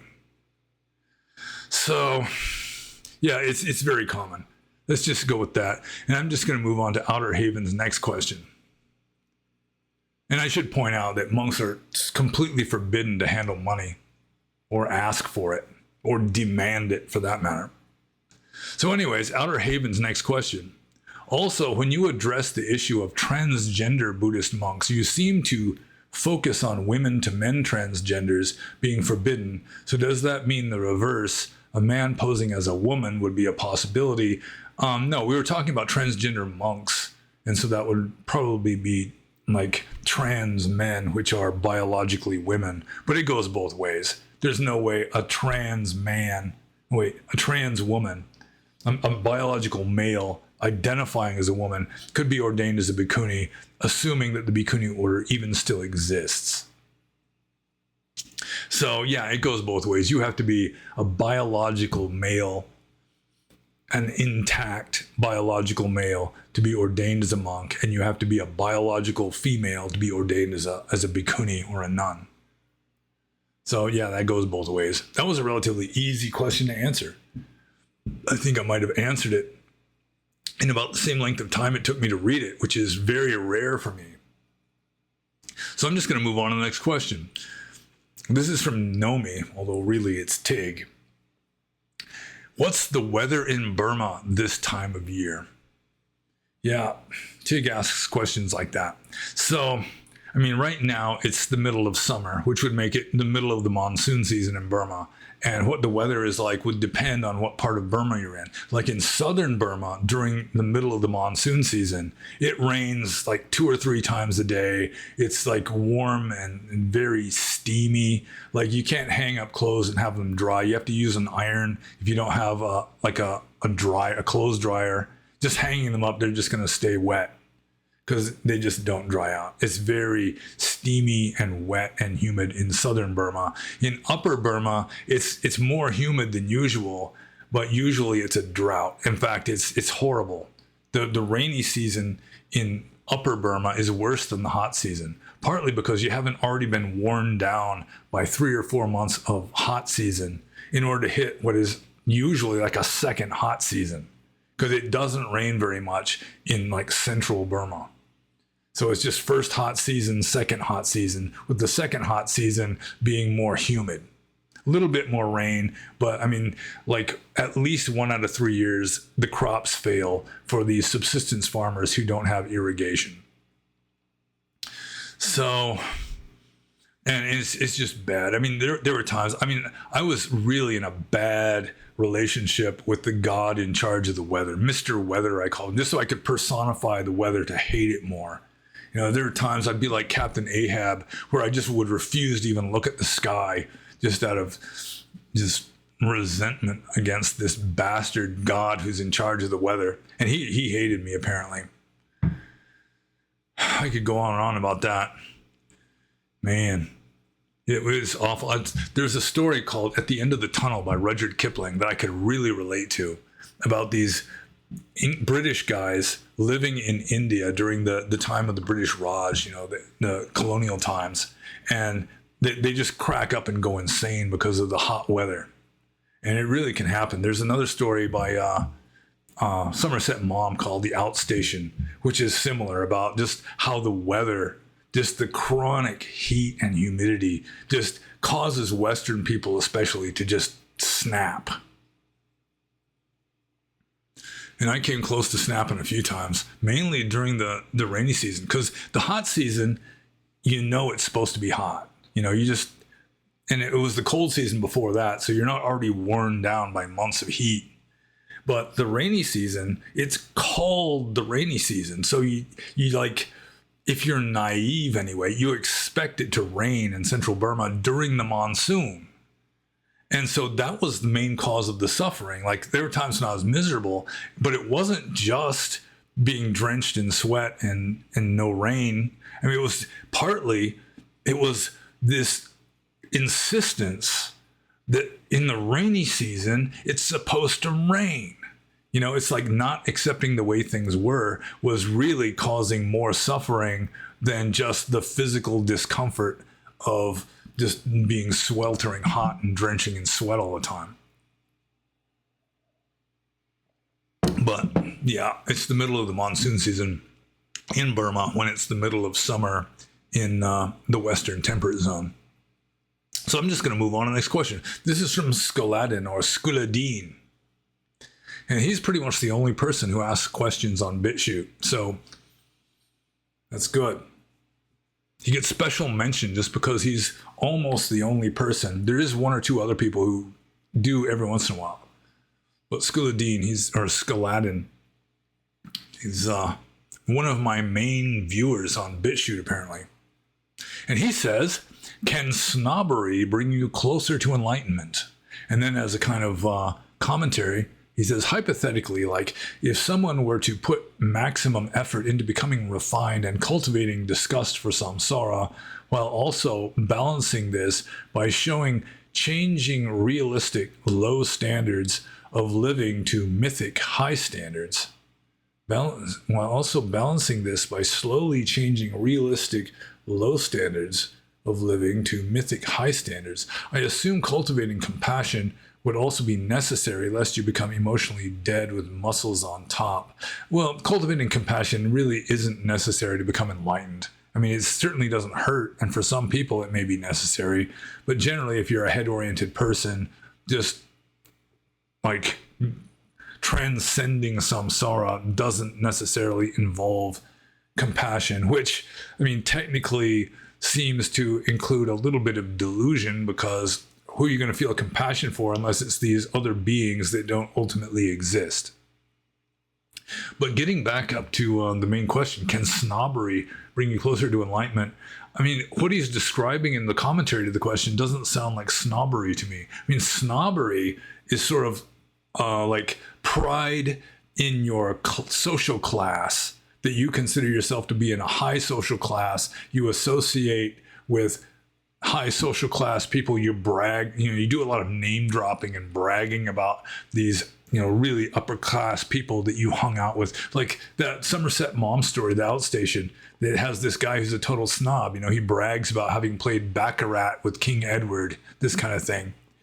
And just trying to keep up with the standard of living of these people, upper class people that he was trying to associate with, bankrupted him. And so he had to get a job in Southeast Asia in the colonial administration as a way of running away from debt and making a living. But I digress furiously. So, I mean, snobbery, I mean, you can start practicing Dhamma for bad reasons. And then as you practice it, your reasons are going to get better because your wisdom is going to progress, your wisdom is going to develop, and then you'll replace the bad reasons with good reasons. So let's see, hypothetically, like if someone were to put maximum effort into becoming refined and cultivating disgust for samsara, maybe that's what he means by snobbery, is just despising the world. And yeah, I mean, that's definitely would work. I mean, like in the Visuddhimagga, it talks about like the 6 different personality types. And, it's Lobha, Dosa, Moha, and the opposite of Lobha, Dosa, Moha. And Buddhaghosa, the author of the Visuddhimagga, says that people with the dosa or aversion temperament actually have an advantage when it comes to becoming enlightened, because they're more likely to have aversion for samsara. And it just helps them to renounce samsara, and then it makes it easier for them to become enlightened because they don't like people, for example. So it's easier just to become solitary forest dwellers. So let's see here. Yeah, I think what he's saying here, yes, what he calls snobbery, I think it's just sort of like cynicism more than snobbery, just sort of contempt for the world, contempt for normies, maybe even. It's certainly not a wholesome mental state, but it has enough of like a more or less wholesome like trajectory that it can like separate you from the world. You're less attached to all the bullshit in the world, and makes it easier for you to renounce it all and just go and live alone because you don't like people.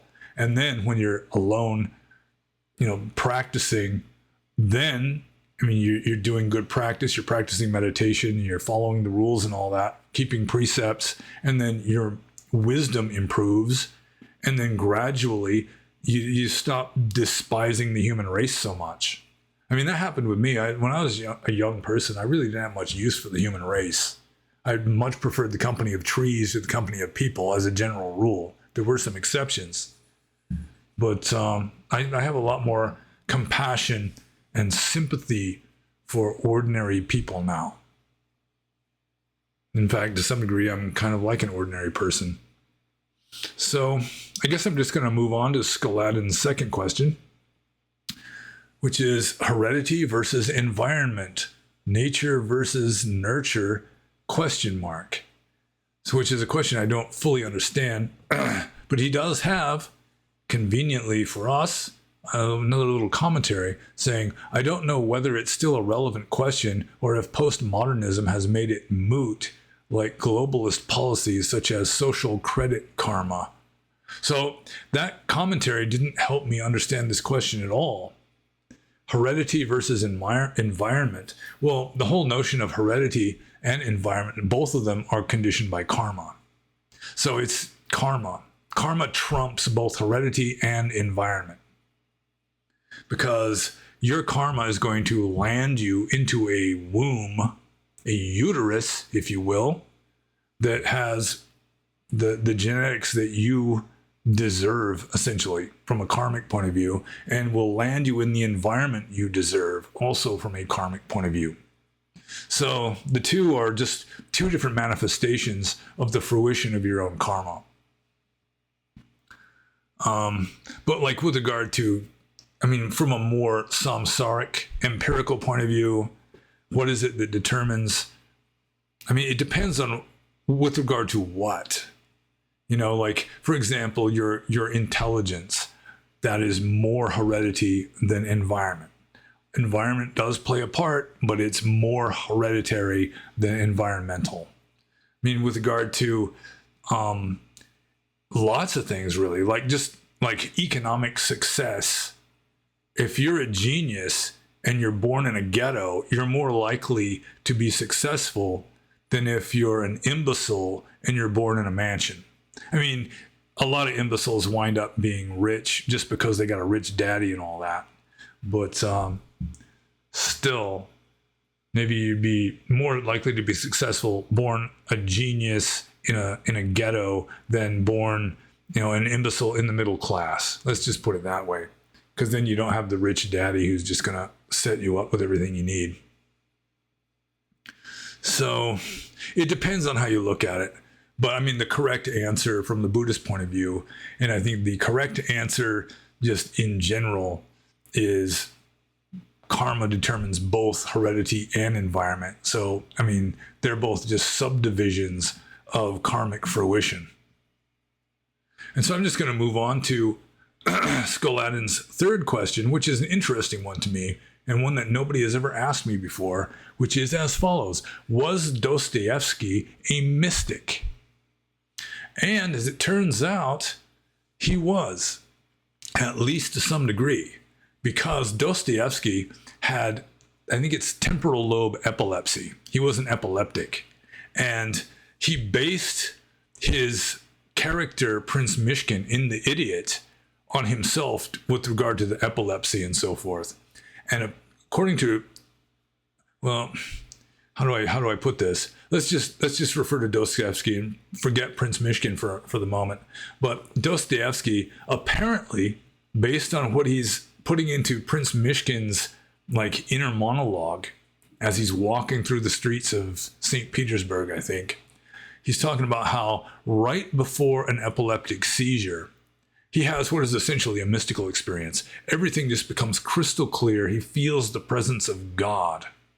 And this is sort of reminiscent of an earlier question about how I would feel like when it's all worth it. He's saying that just those split seconds before he has a seizure, when everything just becomes crystal clear and just like sublime, like he's in heaven.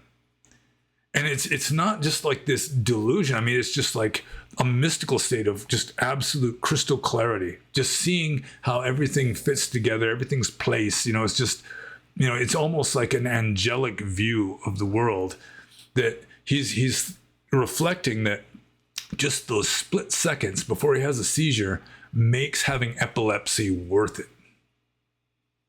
Because if he didn't have the epileptic seizures, he wouldn't have that split second of like crystal clarity right beforehand. So I assume Dostoevsky was speaking from his own experience.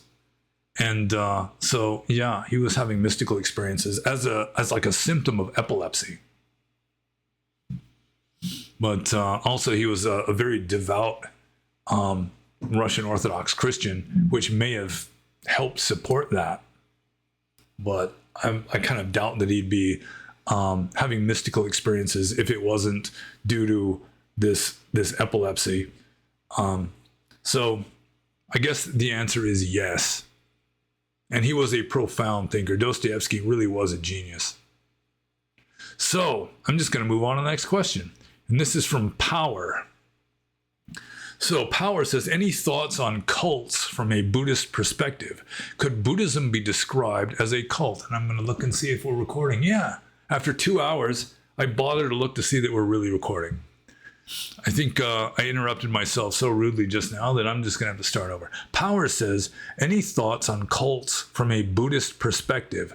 Could Buddhism be described as a cult?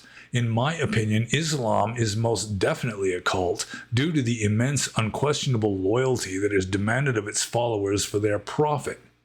It doesn't get more cultish than using violence and murder against offenders because you feel your leader was disrespected. So with regard to cults, sometimes the best thing you can do if you're asked, is such and such this or such and such that, is to just look up this or that in the dictionary so you have a clear-cut definition of what it is, and then you can say whether this or that fits into that.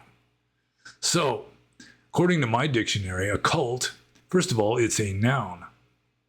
And it is a system of religious veneration and devotion directed toward a particular figure or object, as in the cult of Saint Olaf.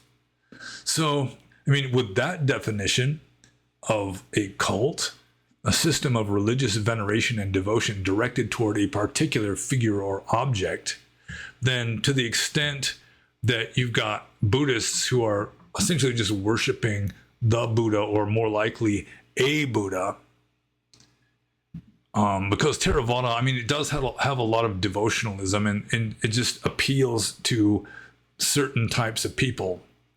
But in Mahayana Buddhism, there are like entire schools of Buddhism that are largely based on devotionalism. So I think that some Mahayana sects or schools that really are into this venerating some Buddha or other, or like, what is it, Nichiren, where they just venerate the Lotus Sutra, then yeah, that could qualify as a cult going with this definition. With regard to Islam, I think it depends on the Muslim. Because my understanding is, they venerate the Quran, they try to follow the Quran, and it all boils down to, God is one God and Muhammad is his prophet. So, yeah, I think it would depend on the individual in that case. But there are other definitions of cult. For example, here's another definition. A relatively small group of people having religious beliefs or practices regarded by others as strange or sinister. And then the example is a network of Satan-worshipping cults. So in that case, Islam certainly wouldn't be a cult because it's not a relatively small group of people. Pretty much any established religion starts off as a cult in this sense. Buddhism started off as a cult. Christianity started off as a cult. Islam started off as a cult when it was still a relatively small group of people having religious beliefs or practices regarded by others as strange or sinister. So just about any world religion starts off as a cult in that sense. But then it stops being a cult once it gets big. So then another definition is a misplaced or excessive admiration for a particular person or thing, as in a cult of personality. So, yeah, the people who just totally venerate Muhammad and consider him to be perfect and think about that a lot, or like a Shiite Muslim who's just like obsessed with Ali, then yeah, that could be a kind of cult also, I suppose. So, let's see. Yeah, there's one last definition of cult. A person or thing that is popular or fashionable, especially among a particular section of society, as, for example, a cult film.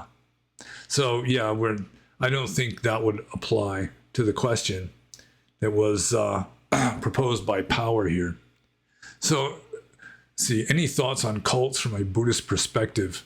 I mean, a cult going with these definitions could be good or bad. I mean, with regard to a cult of personality, that's not so good from a Buddhist point of view, because according to Buddhism, there is no self, and so there really are no people. I mean, even the Buddha himself ultimately didn't exist. And then, I mean, even if you go from a samsaric worldly point of view, where Gautama Buddha was a man who existed in the Ganges Valley of India, 2,500 years ago, then even so, he's dead now. He is no longer in samsara. He has transcended samsara. And so it makes it even less sensible for a Buddhist to have like a cult of personality of Gautama Buddha, or just a cult in like venerating the Buddha, because the Buddha really doesn't have any salvific power. He doesn't save you. He doesn't judge you and decide whether you're going to heaven or hell, anything like that. It's you yourself are doing it. So certainly Buddhism, or especially Theravada Buddhism, is less cultish in that sense. Although, of course, there are a lot of very devotional Buddhists, Theravada Buddhists included, who pray to the Buddha even though he's dead. I once asked a doctor in Burma. He was a village doctor in Burma. He told me he prayed to the Buddha every day. I said, I mean, he's not here anymore. I mean, he reached parinibbana 25 centuries ago. Why do you pray to him? And he said the Buddha had clairvoyance. He could look into the future and see me praying to him back then. So, yeah, I mean, if you're devotion based, like a bhakti, you like a bhakti yoga as your approach to spirituality, then yeah, it would be more cultish, although I've never really been very devotionalistic. Although I will admit that I do have a new guru now. He's on YouTube. He's called Father Fish. He's got this innovative kind of approach to keeping an aquarium, where he's talking about having a balanced ecosystem and so forth, having a good microbiome and all that. Although I must admit to Father Fish that I failed him, because before I started watching his videos, I already put in the substrate. Father Fish says you should have half an inch to an inch of mud underneath your sand. And I just got sand.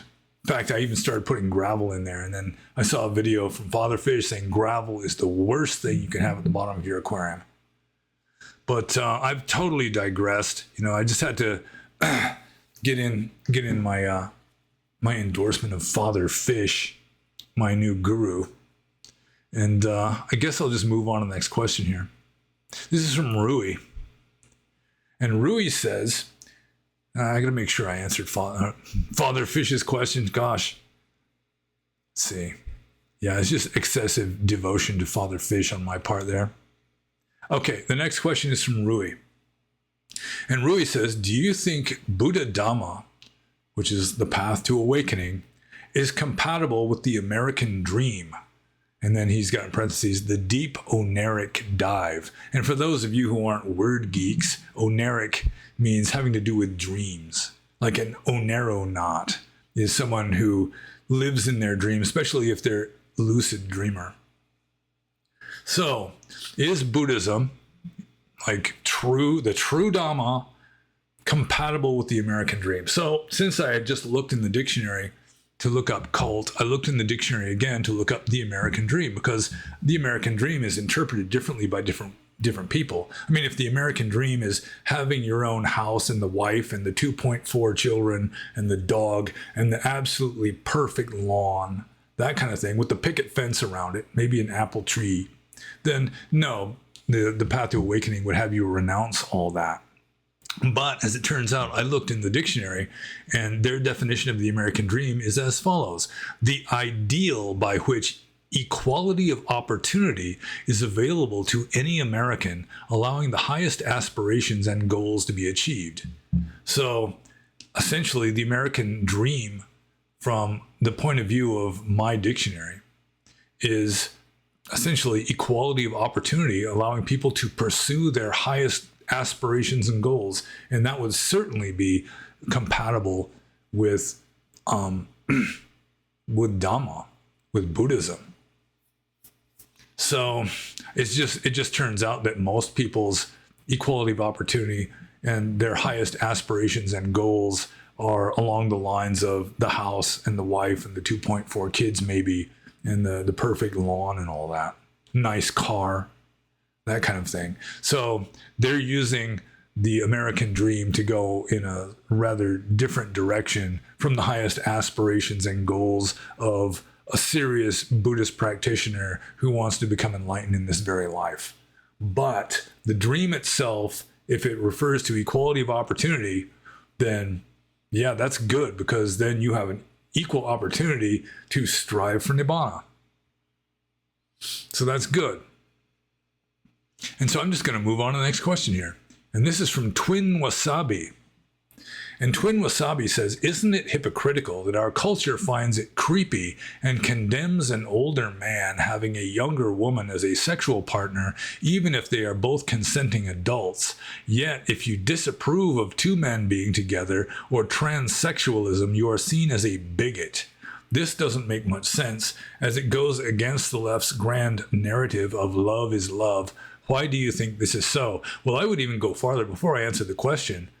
I mean, it's like, it is true that an older man having a much younger woman, like a 50-year-old man with a 25-year-old woman, can be called a pedophile, even though the 25-year-old has been an adult for several years. And also, I would point out that one group trying to get into the LGBTQ Rainbow Coalition are called MAPS, which is just a euphemism. It means minor attracted person, which is pedophiles, like real pedophiles, not just Hugh Hefner, who married a 21-year-old woman when he was 70. I mean, both of them were legally adults and acted consensually. But I mean, the left is, or at least some people on the left, are actually approving of like real full-blown pedophilia. You know, saying that the age of consent should just be dropped drastically or abolished and so forth. So yeah, but even so, even probably some of these people who approve of like real pedophilia still will think it's creepy, or what is it? Creepy, and they condemn an older man having a younger woman as a sexual partner. And I think that, first of all, this was just the way it was, like not very long ago. Like in the South, I have read that like around the time of the Civil War, like the 1800s, in the deep South of the USA, the proper age for a man and his bride was the man should be twice her age plus 7 years.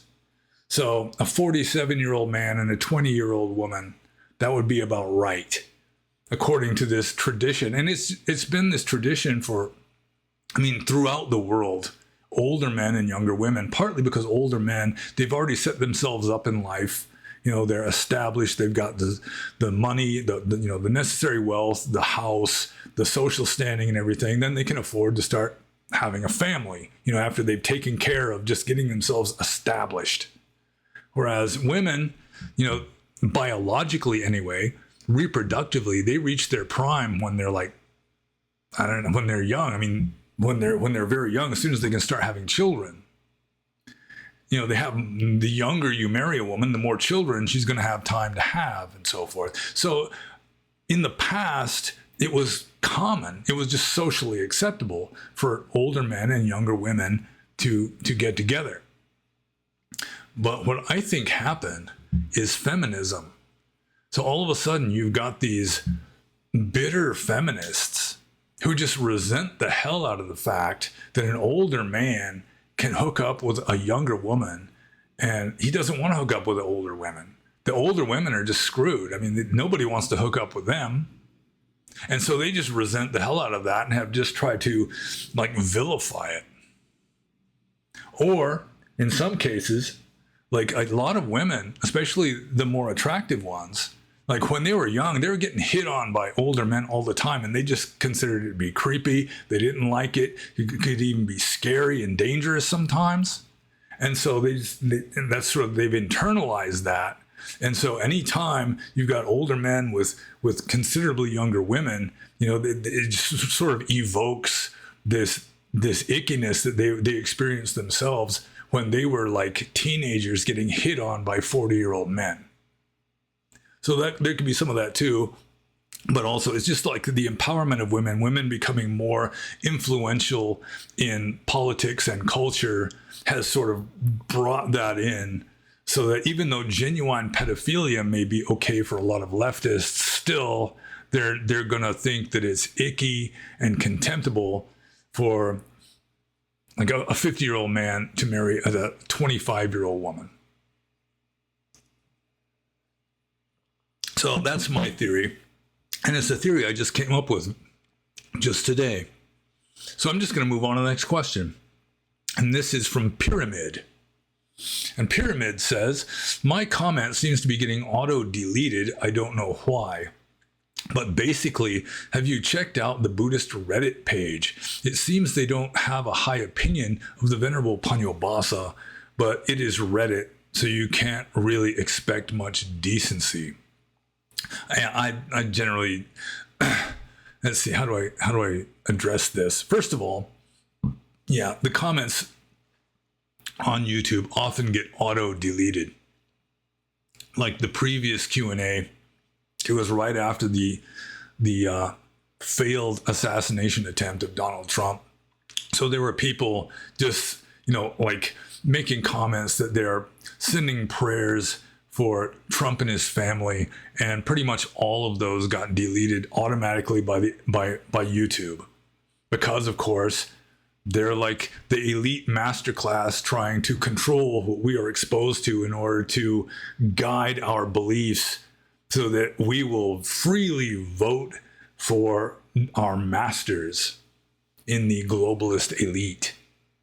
So if you send any comments, you submit any comments on YouTube and they just disappear, it's not me that's doing it.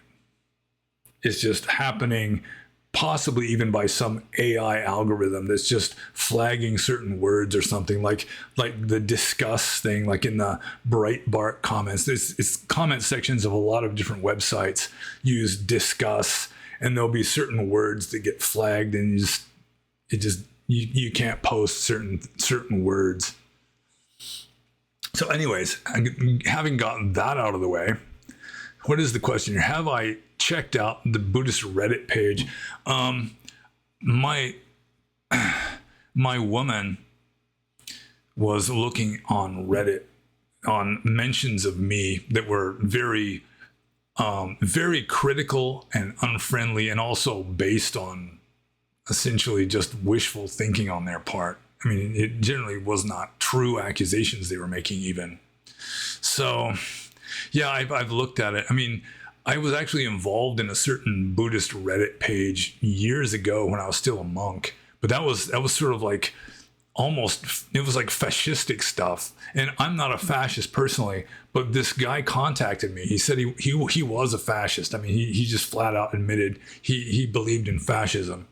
And he was going to start up a kind of fascist Buddhist group on Reddit, and he asked me if I would be like a technical advisor, just making sure that they weren't like misrepresenting Buddhism, which I agreed to do. But I mean, you have to misrepresent Buddhism in order to make it fascistic. Like militant Buddhism, that's where violence is okay, that kind of thing. It just didn't work, and so I bowed out of that fairly quickly. Because I mean, they were favoring like samurai Zen and that kind of thing.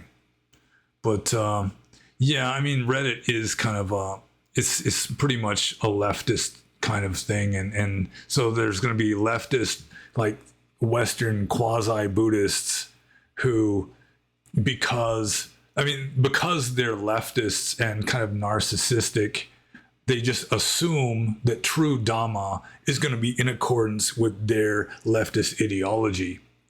And anyone who deviates from that, I mean, like the Asian Buddhists, they just ignore. Like traditionalist, conservative Asian Buddhists, they just ignore them and pretend they don't exist in the West. But someone like me, who, I mean, I'm more traditionalist than like progressive in my understanding of Buddhism. So, I mean, I'm a bad guy. I'm a fascist. They might not have even known about me being a technical advisor for a fascist subreddit that I bowed out of. I mean, I was just there to sort of check to make sure they weren't misrepresenting Dhamma. And, like, as I say, I didn't last very long, but I don't think they were even aware of that. I saw some of the comments, like my sweetie showed them to me, and I don't even remember what they were, but it was mainly just feels that I must be a bad person. They're just kind of coming up whatever they think sounded plausible against me, just because they have to badmouth the opposition. They have to badmouth people who don't agree with them. And I was seen as kind of a threat. I mean, there have been certain like far left, like queer Buddhists, like in academia and so forth, that have written papers mentioning me, and I'm sort of like the problem that has to be addressed in progressifying Buddhism in the West, that kind of thing. So yeah, I don't really care about Reddit or what the people say about me there.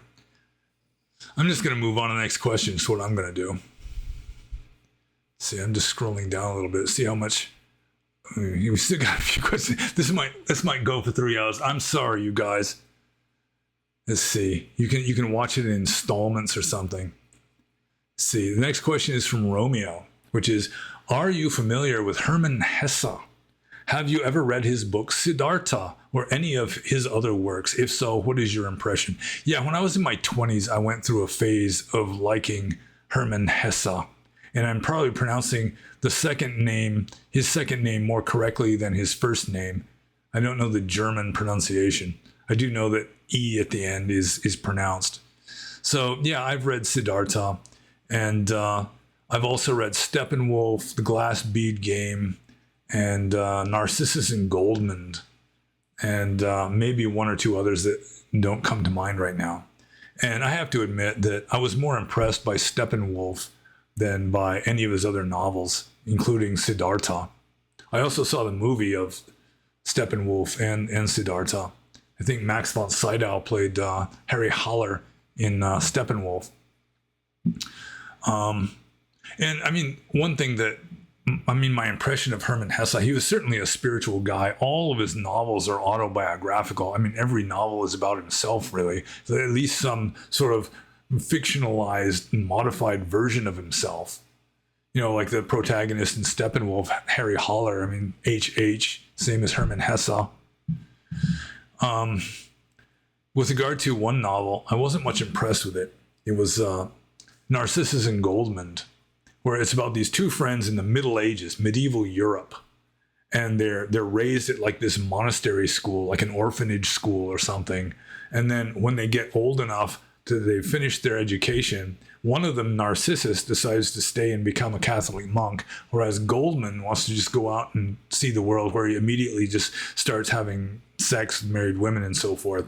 And it's pretty obvious that Hesse sort of sympathized more with Goldmund, who went out and was just doing the stuff, than Narcissus, who was just sort of emaciated and with like praying and fasting all the time.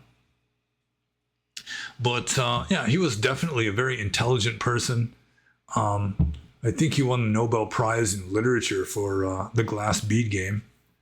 And yeah, I mean, you can pick up spirituality from him. He was a relatively wise man. And so, I mean, you're better off reading a novel written by a wise person, or even a book on how to make jam by a wise person, than reading a book about the secrets of the universe written by a fool. And you can generally figure out whether the person is wise or not within the first few pages, if not the first few sentences. So, with regard to Siddhartha, which is the main question that Romeo is asking me about, yeah, it was a good book. I kind of can sympathize with Siddhartha. He was a monk and then dropped out, married a beautiful woman. He had a kid that turned out to be problematic, and then he became like suicidal at the end after he lost his woman and his kid became problematic. But then he became enlightened at the end, which is nice as a layperson. So that's kind of good for me, I guess. Yeah, that's like my very brief take on Hermann Hesse, and I gotta keep going because we're already well over 2 hours, and I still got multiple questions to answer. So the next question is from Mary J. And Mary J says, you often mention your father and sometimes mention your mother. You never, as far as I can tell, mention your brother. Why is that? Are you two good? Yeah, my brother mostly lives in Thailand and works in Alaska. So we haven't met each other in the flesh in many years. I mean, he first started going to Thailand because he was going to come to Burma and visit me. And yeah, he hated Burma. He was kind of depressed most of the time that he was in Burma, I think.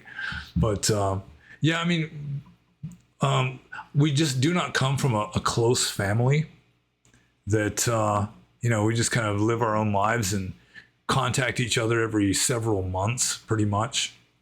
And, you know, there's not any kind of like antagonism or any anger or anything like that I'm aware of. So yeah, I guess we're good. So I'm just going to move on to Mary J's second question, which is, this is probably the stupidest question I came up so far. Have you ever made love to your woman wearing that fez? And the fez is back there. I think answer would be no, because I assume you don't want to sleep on the couch for the rest of your life. Well, let's just say that this will be the first and only question that I'm going to answer about my sex life. And the answer is, in fact, no. I have never worn the fez while being intimate with my woman, although I have worn this. So you can get it straight there. So I have worn this one. Next question. Let's see. Also from Mary J. I have watched some senatorial hearings for, I guess, national court. Why do you Americans don't want for the president guys like Ted Cruz or someone?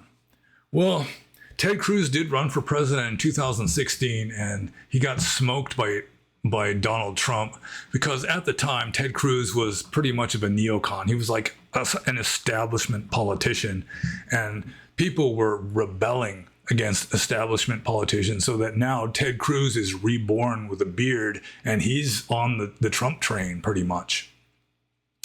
Well, he did run for president. I heard a rumor that he was born in Canada, so technically he wouldn't even be qualified to be a president because you have to be born in America to be an American president, technically speaking. But yeah, I mean, he seems all right. If he were the Republican nominee, the Republican candidate, then yeah, I'd vote for him. Then again, I mean, just about anybody running against Joe Biden would be better than Joe Biden, or Kamala Harris for that matter. I mean, Joe Biden is essentially a potted plant. So, yeah, I mean, right now, what has happened is it's like a large segment of America is just rebelling against the globalist elite. And so they need a leader who is a rebel against the globalist elite. And there are so many people saying, oh, Trump's just another establishment stooge. But if that were the case, they wouldn't be trying to bankrupt him, trying to imprison him, trying to keep him off the ballots, and finally trying to kill him if he really were just another stooge of the uniparty establishment, another globalist. So, yeah, there's still a chance that Ted Cruz might be president someday. But, I mean, he's liked a lot. He's more popular now than he was when he ran against Trump in 2016 for the Republican nomination or the candidacy. So, yeah, I mean, right now we're in a state of transition in America of, you know, it's like the globalists are making their move to just kind of lock everything down, and so that they are going to remain in power. And a lot of Americans who have a little more spine, a little more testicular fortitude than Europeans, it seems, especially Western Europeans, we're just not taking that shit. And so the Democratic Party, who are still globalist, you know, still, I mean, the elites are the ones who are supporting them now. I mean, they're just in a panic right now, which is good. And so I'm just going to move on to the next question, which is Mary J's transgressive fourth question. And so, unfortunately for him, he is going to be severely punished. But his fourth question, is biological depression caused by karma? It's definitely conditioned by karma. From a scientific point of view, you can point out to like chemical imbalances in the brain and so forth. But, you know, the body you land in is going to be conditioned by your karma. Your karma is going to determine what body you're going to wind up getting when you take another rebirth. So, yeah, I mean, from a scientific medical point of view, you can say it has this cause and this cause, this chemical imbalance or whatever, this deficiency of selenium or whatever. But ultimately, it's karma. So I'm just going to move on to the next question. This is from Cleefy. And I'm still scrolling down nervously to see how many more questions I got to answer. Not that I'm complaining necessarily. I just have, I don't know, just don't want to keep talking for 3.5 hours straight, I guess. So this next question from Cleefy. Cleefy says, have you heard about Tibetan Buddhist practices like POA? Loose translation, conscious dying. Does Orthodox Buddhism have a similar practice? There's no special practice for dying consciously, although the wiser you get, the more consciously you're going to die. So the Tibetan or the Theravada Buddhist approach, you just cultivate wisdom and it increases the likelihood that you're going to die as consciously as possible. But I'm unaware of any special practices. The Tibetans are really into these kind of special practices like Tumo, where they can like be naked on the snow and because they have this way of increasing their body heat and that kind of thing, at least in their extremities. Yeah. So Theravada Buddhism, it doesn't, not that I'm aware of. Maybe certain schools of Theravada will have come up with something, but it's not like in Tibetan Buddhism. I think in Zen Buddhism also, there are stories of Zen masters who knew exactly when they were going to die. They'd invite their friends and supporters and disciples to come. They'd give one last talk and then they'd yell like, "Quats!" and then they'd just keel over dead or whatever. But I haven't heard about that. I assume some really wise Theravada monks have known when they were going to die. I think Webu Sayadaw, there's stories about Webu Sayadaw kind of giving hints that he was going to be dying at a certain time, that kind of thing. But it's something that just arises spontaneously through wisdom. It's not something that has to be cultivated, other than just cultivating wisdom in general. So I'm just going to move on to the next question. This is from Extremely Rare Bird. And Extremely Rare Bird says, have you read the Japanese philosopher Keiji Nishitani? And then he says, here's a taste of what he writes about in case you are interested.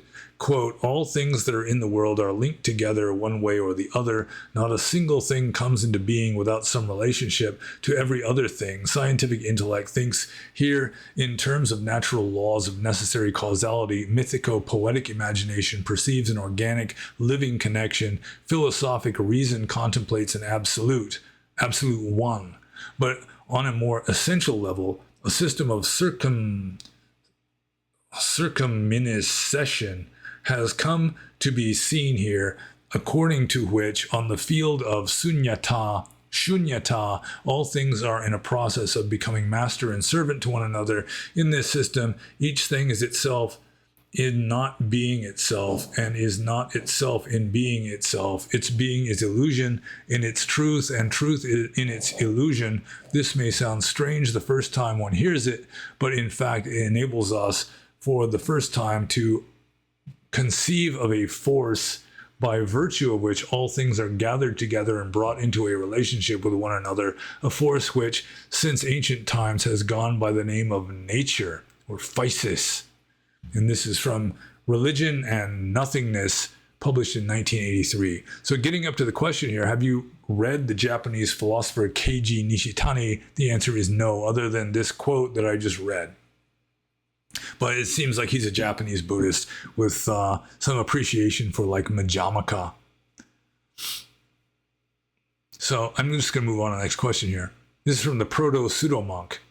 And this is, okay, we got to the end of the list, but Proto-Pseudo-Monk has 3 questions. 3 shall be the number of the count. No more, no less. The number of the count shall be 3. So his first question is, can you elaborate why Trump is a force for good as a president of the USA? A force for good?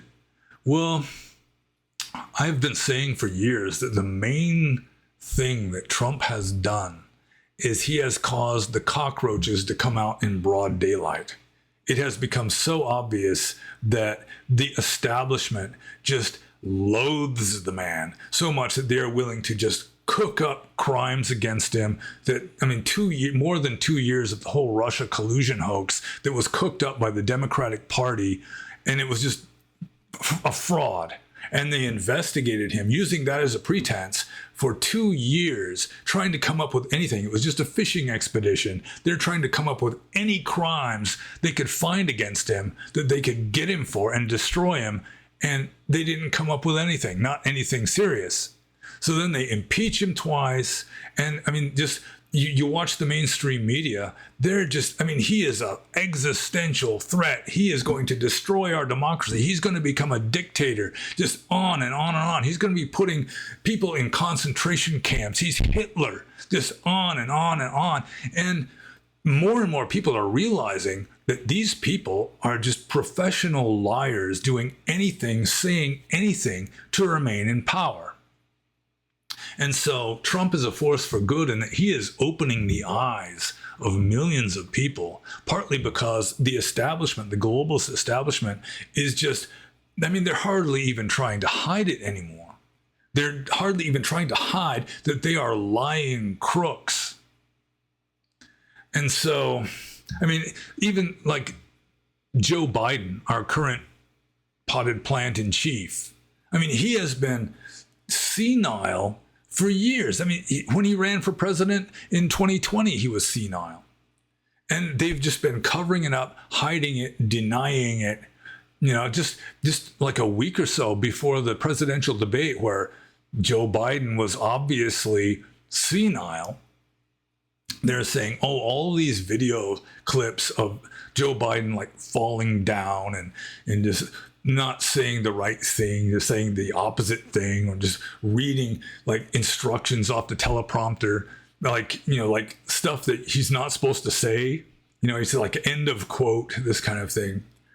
That all of that is cheap fakes. You know, it's just propaganda. And finally, it just became so painfully obvious to everyone that they couldn't even hide it anymore. And so, I mean, it's the ruling elite are a bunch of crooks. And I mean, that's pretty much the way ruling elites are. it's like they make the laws, they don't have to follow the laws. But I guess sometimes when you have a ruling elite overthrown, you have some relative virtue until the new regime gets corrupted, which is inevitable because we're all humans. So I think the main reason why Trump is a force for good is he is just a demonstration. I mean, he has been a catalyst for these crooks to hardly even try to hide the fact that they are lying crooks.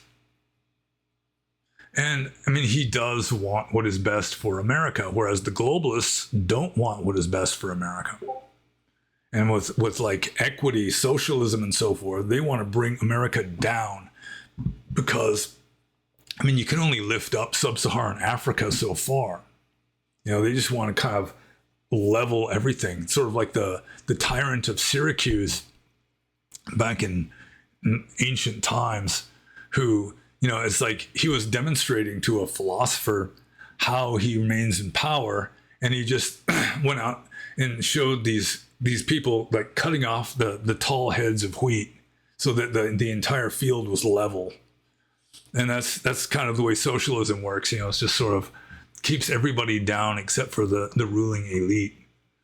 So yeah, I think there would be certain more honesty, even though Trump is accused over and over and over again of lying. I think it'd be interesting to compare the lies or the untruths told by Trump versus the untruths told by Biden, just at the notorious, infamous debate that occurred recently. Because I think Biden would have told more. So let's see. Why is Trump a force for good? Well, I mean, he's good for America because obviously the Democratic Party and the globalists in general are not good for America. They don't even want to be good for America because they're globalists. It's like to be a nationalist is almost the same as being a fascist to these people. Might be exactly the same as far as they're concerned.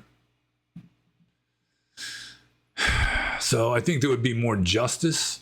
There'd be less corruption, more honesty, at least in the media and politics. The media can finally admit defeat and just stop raging in hysteria against half the country. So I guess that's a little bit. I mean, I never really said that Trump is a force for good as a president of the United States, so he's definitely better than the opposition.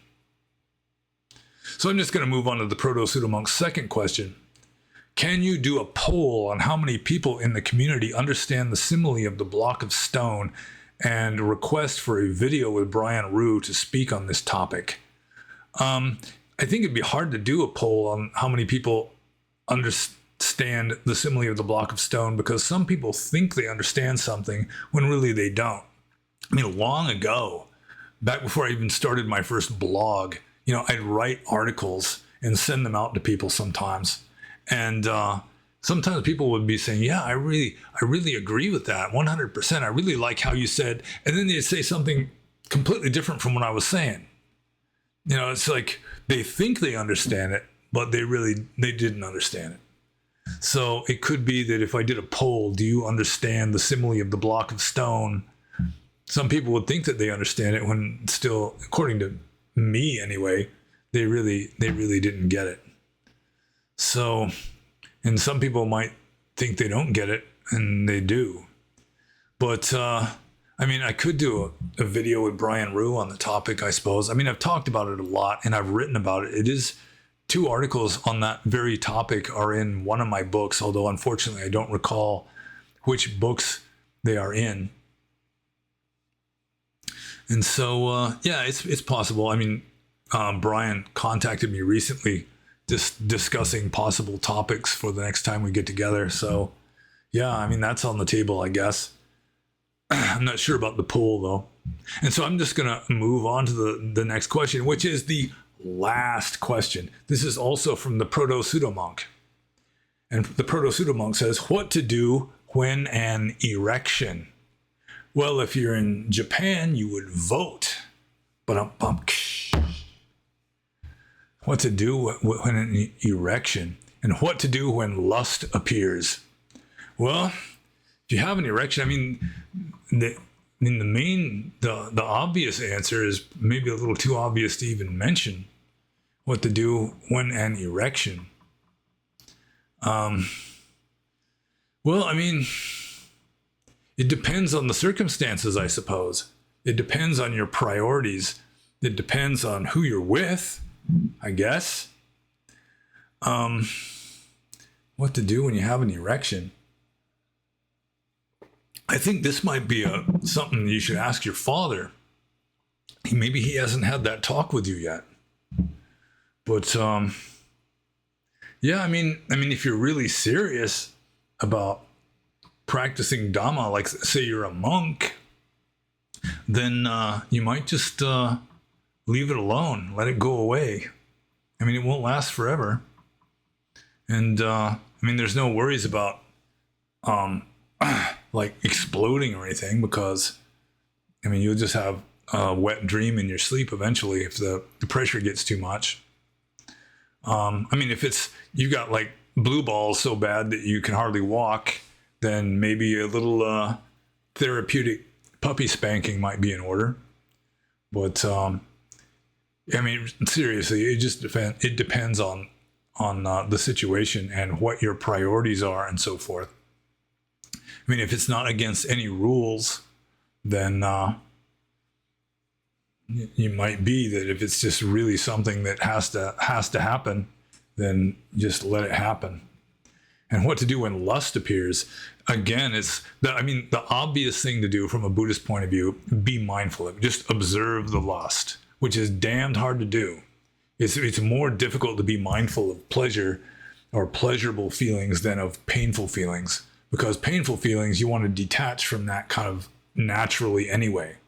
But it's like lust is, I mean, I can't remember. It's like being enslaved to something that isn't pleasant. Is sort of like being tied by a chain, but being enslaved by being something that's pleasant. And so you're being tied to like a silken cord. You're still tied up. I mean, you're still pretty much a slave to it, but it's harder to even want to break the habit or, break the dependence or whatever. So if lust appears, I mean, the orthodox answer is be mindful of it. Observe it the way an ichthyologist would observe a dead fish. Just what is it like? What does it feel like? What is happening? What's happening in my mind? What's happening in the body, etc. And just be mindfully aware of it until it is not there anymore. But I mean, to prevent lust from arising, there are things you can do also. It's like eat less, sleep less. Avoid the stimuli that result in the inflammation of lust and of the nether organs. But really, the obvious orthodox answer with regard to that kind of thing is mindfulness. Mindfulness is the panacea. Mindfulness cures all ills, or at least neutralizes them. So I guess I answered that question. And so that's it. We done. And so if you've got any questions you think I may be able to answer regarding Buddhism, philosophy in general, meditation, Dharma practice in general, Burma, monasticism, myself personally, etc., maybe even to some degree Western literature, then feel free to ask them in the comments, and I will commence to answering them next time. And until then, be happy.